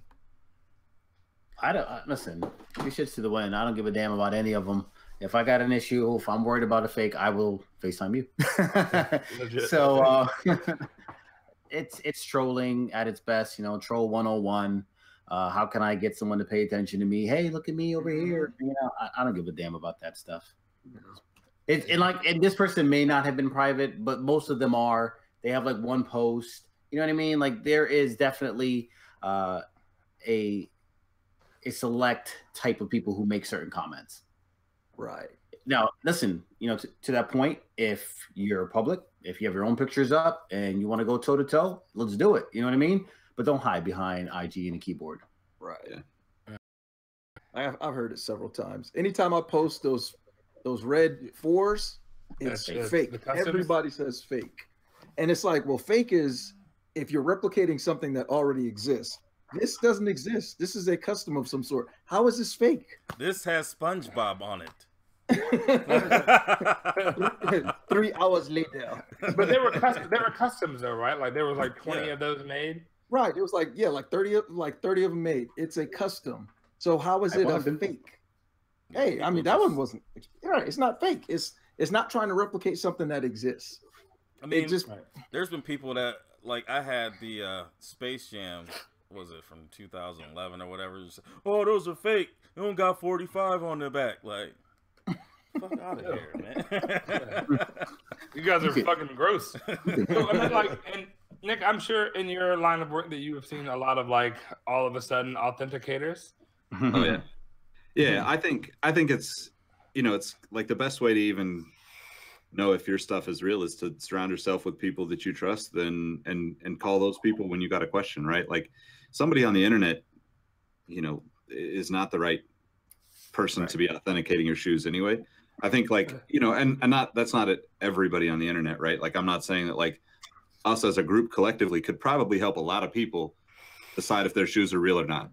But I think that, like, you know, those one post types of people that just show up to say fake this, fake that, it's just trolling, and you just got to ignore that stuff. I think, you know, in general, just fakes, there's just a lot of people out there that look at Twitter, look at Instagram, Facebook all day long, see stuff that they don't have, and don't understand that, like, they don't even really care who's on the other side of that. They just want to be able to say something aggressive towards somebody else to feel better about themselves for that split second. And I would guess that it's probably upwards of like 98% of people that even comment that kind of stuff would, like you said, would never say that to you in person. So exactly. I'm 6'2", 260 pounds. I'm not the guy that like his shoes are fake. Like, they ain't gonna say shit. They gonna talk quietly behind my back. You know, I've pulled guns on people before. It wouldn't be the first. Gee, Dang, he over there about to pull the strap out. I'm not allowed to have guns anymore, so it's fine. Obviously. But ultimately, if they were fake, someone would hit you on the side, text you, DM you, like, "Yo, these look kind of funny to me." No one's Like gonna put you on blast. Yeah. This Right, well, I pulled a piano guy and pulled out the tape measure. They were talking Let's about not talk about what you do in the bathroom. Right. Well, I don't have to know that. I know that in hand. Like it's a tuna can. We've already explained this. Well then, the three eyelets. Mark, can you hold your pair up? Weird Can you shape. hold your pair up? So their point of contention. I am about to be 270. I'm probably already 270. I'll take my leg up. All right. So the three eyelets there on Maul's thing, right? So the plastic ones, not the ones that are set in, but the ones that are set apart, right? There's stitching underneath there. And it was like, the stitching is wrong. The stitching is wrong. And he's like, I have a UA pair right here in hand to compare it to. I was like, okay, you're blocked. Like, I deleted all those comments. I blocked them. He's talking about that stitching. So that stitching right there that runs from the outside of that the far on the bottom to the island on the top is exactly 2 inches. So I pulled out everything, all the threes that I had, all 7 pair, like lined them up like 2 inches, 2 inches, 2 inches, 2 inches. Like, all right, so this dude can eat a 2-inch dick as far as I'm concerned. Like, you ain't gonna gag on it, but I might chip a tooth or something. I don't know. Man, you chipping teeth? Like, you got a gargoyle teeth.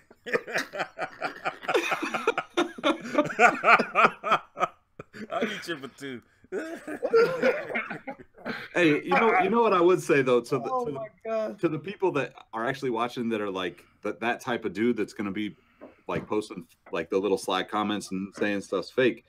Honestly, like if that's what you're sitting there thinking about doing, send somebody a DM, send them an email, hit them up and be like, yo, I think those are fake, because that might turn into a job opportunity, into a lot of amazing things out of a relationship that is just based on you actually caring enough to think that it is fake. Because a lot of people like legitimately probably could be a benefit to the community of sneakers and make it a better place if they just knew that, like, most of us are willing to like have a conversation about that stuff. We're not trying to be better than everybody. Right, we're just trying to talk about it with people because we're passionate about it. And if they come at it the right way, it could turn into amazing things. So, it's all about the approach. Yeah. And I tried to approach him like on some like cool guy shit, like, oh no, well I checked out what you said, thank you for that, and I went and got the tape measure out and blah blah blah, checked it out. Yeah, but they're all measured up. And he's like, well, you're wrong and they're fakes. I have a UA pair right here and they look just like it. And I was like, well, you were blocked. Thanks for playing. Have a nice night. Yeah. So it's 10:11. Do we want to wrap it up this evening? Wrap it up. I need to wrap it up, or I'll have a fifth. But yeah, this guy. Do you want to go through hashtag last week's? Might as well. I mean, we got 43 people still in here.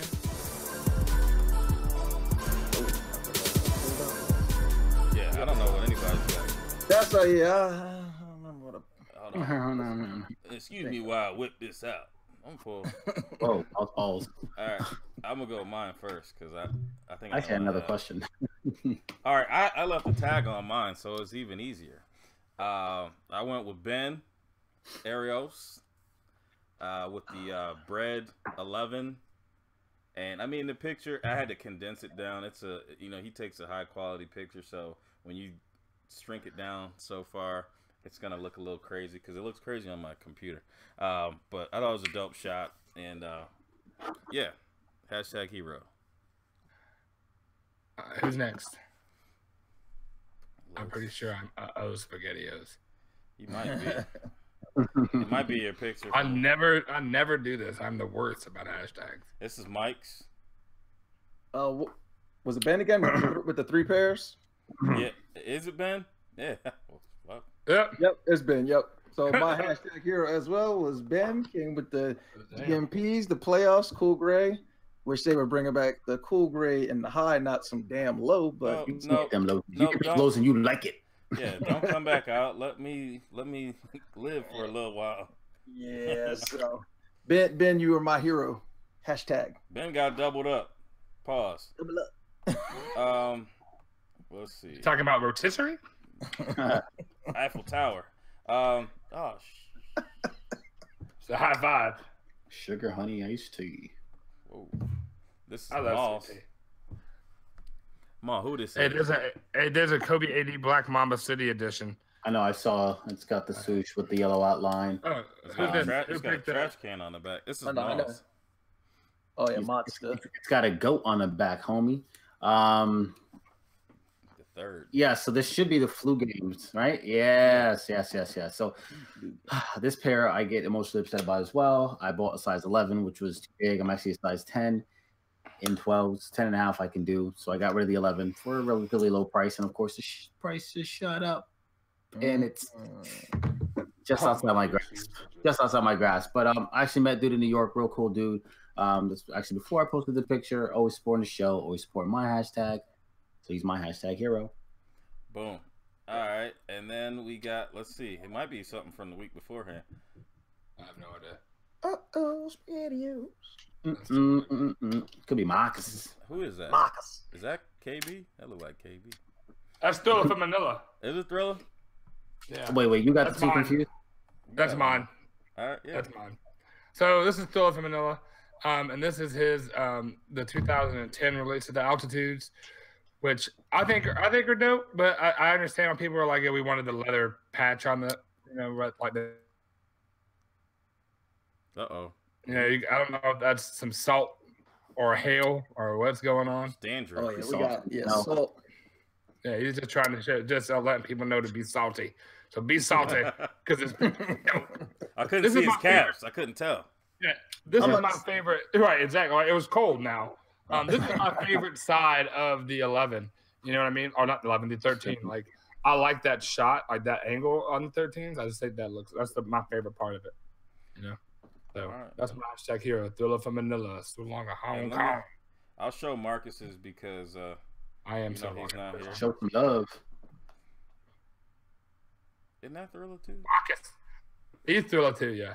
All right. So Ben and Matza and Thriller. Yeah. Oh, that's right. The tripping. I tripped over and took a picture pic. Yep. I clearly have sneaker shields on. and Michael Jackson is my jam. So Man. All right. Well, 7:30. who's gonna be the hashtag hero? Who wins?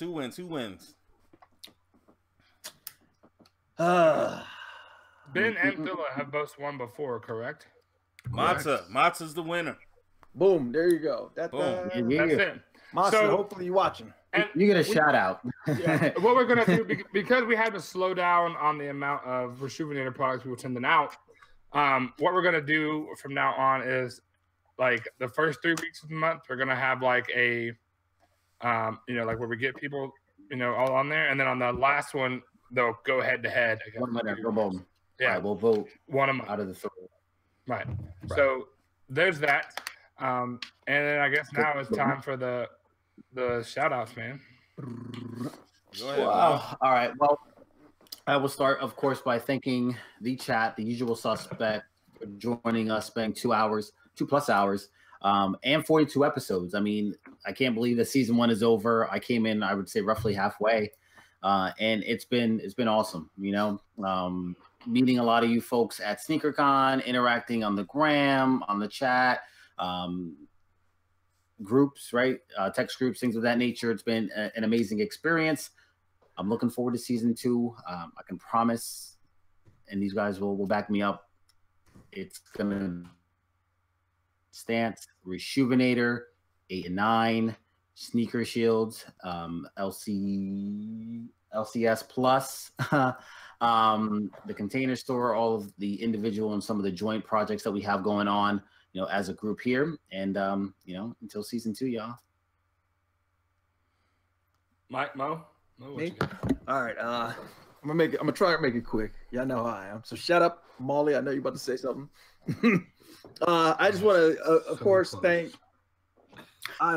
to thank the chat for rocking with us for the whole season. Like I said, 42 episodes. I came in, I don't even remember, sometime towards the end. I appreciate these guys for tolerating my ass and bringing me on. I want to thank you guys who have. Tomorrow is going to be 1 year since I've had my account. 16,000 followers in a year. Never would have thought I'd hit that without you guys. So I appreciate that. I want to say thank you to everybody who's downloaded the Unboxed app and it's just been, flooding me with, comments and everything else. I appreciate all that. I am going to, Nick, I want to thank you as well for coming on and hanging with us in overtime, definitely.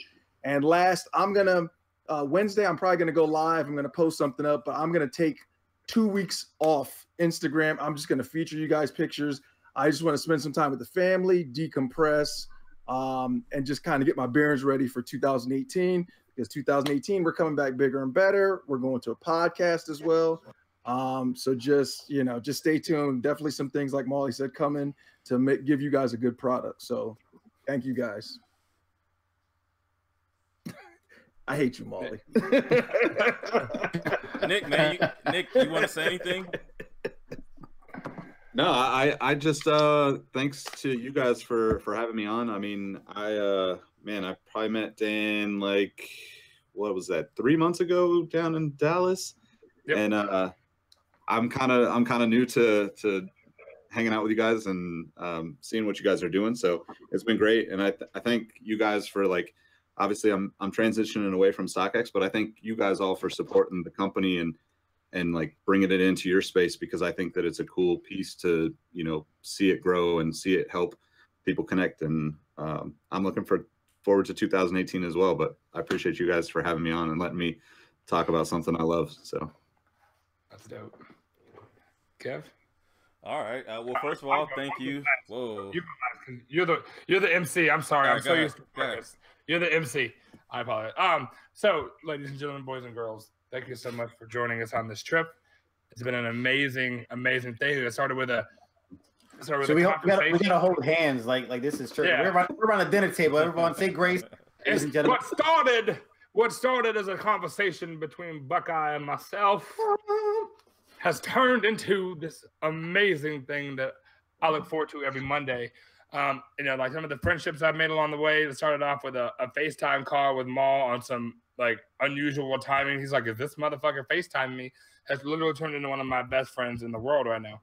So, I am so thankful for this band of brothers, that I have now, because when I bottomed out after LA, it was these guys that reached out and pulled me out of that hole.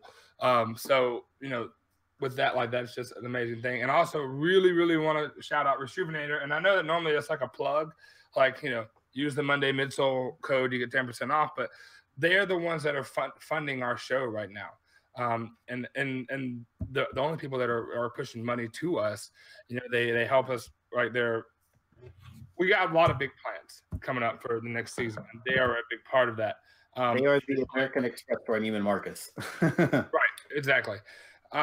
So, and then additionally, a big shout out to Pino, who's gonna, I think, become a part of the team as well, to do a certain section. So look forward to that.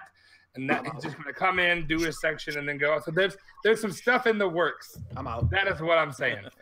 So thank you so much for everything. That's a little hint for y'all. And I still got your Dallas Butter Movement shirt. Don't worry. Oh, I should have took it. That's my bad. Yeah. So with that, thank you so much for joining us on this trip. Don't forget to use Rejuvenator.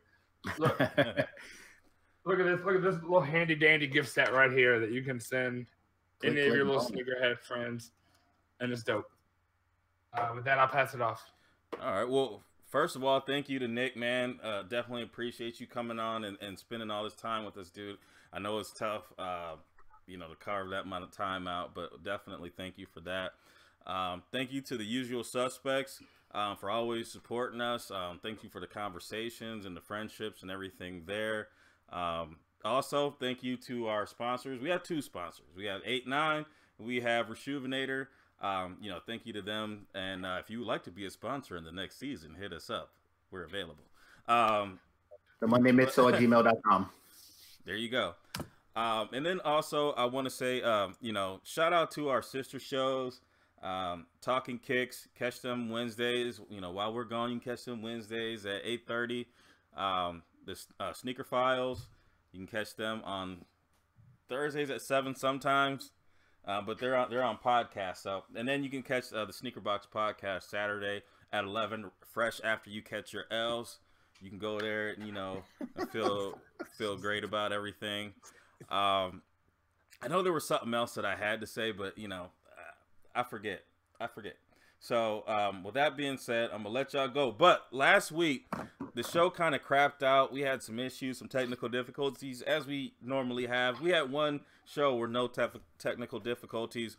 But I wanted to extend a happy belated birthday to OG Sneakers, and I want to share with you guys this funny little video that he made. It's gonna be quick, and then we're gonna be out. I think it's gonna autoplay. If it doesn't, then happy birthday again. But we out. Fuck is this nigga doing my $1,000?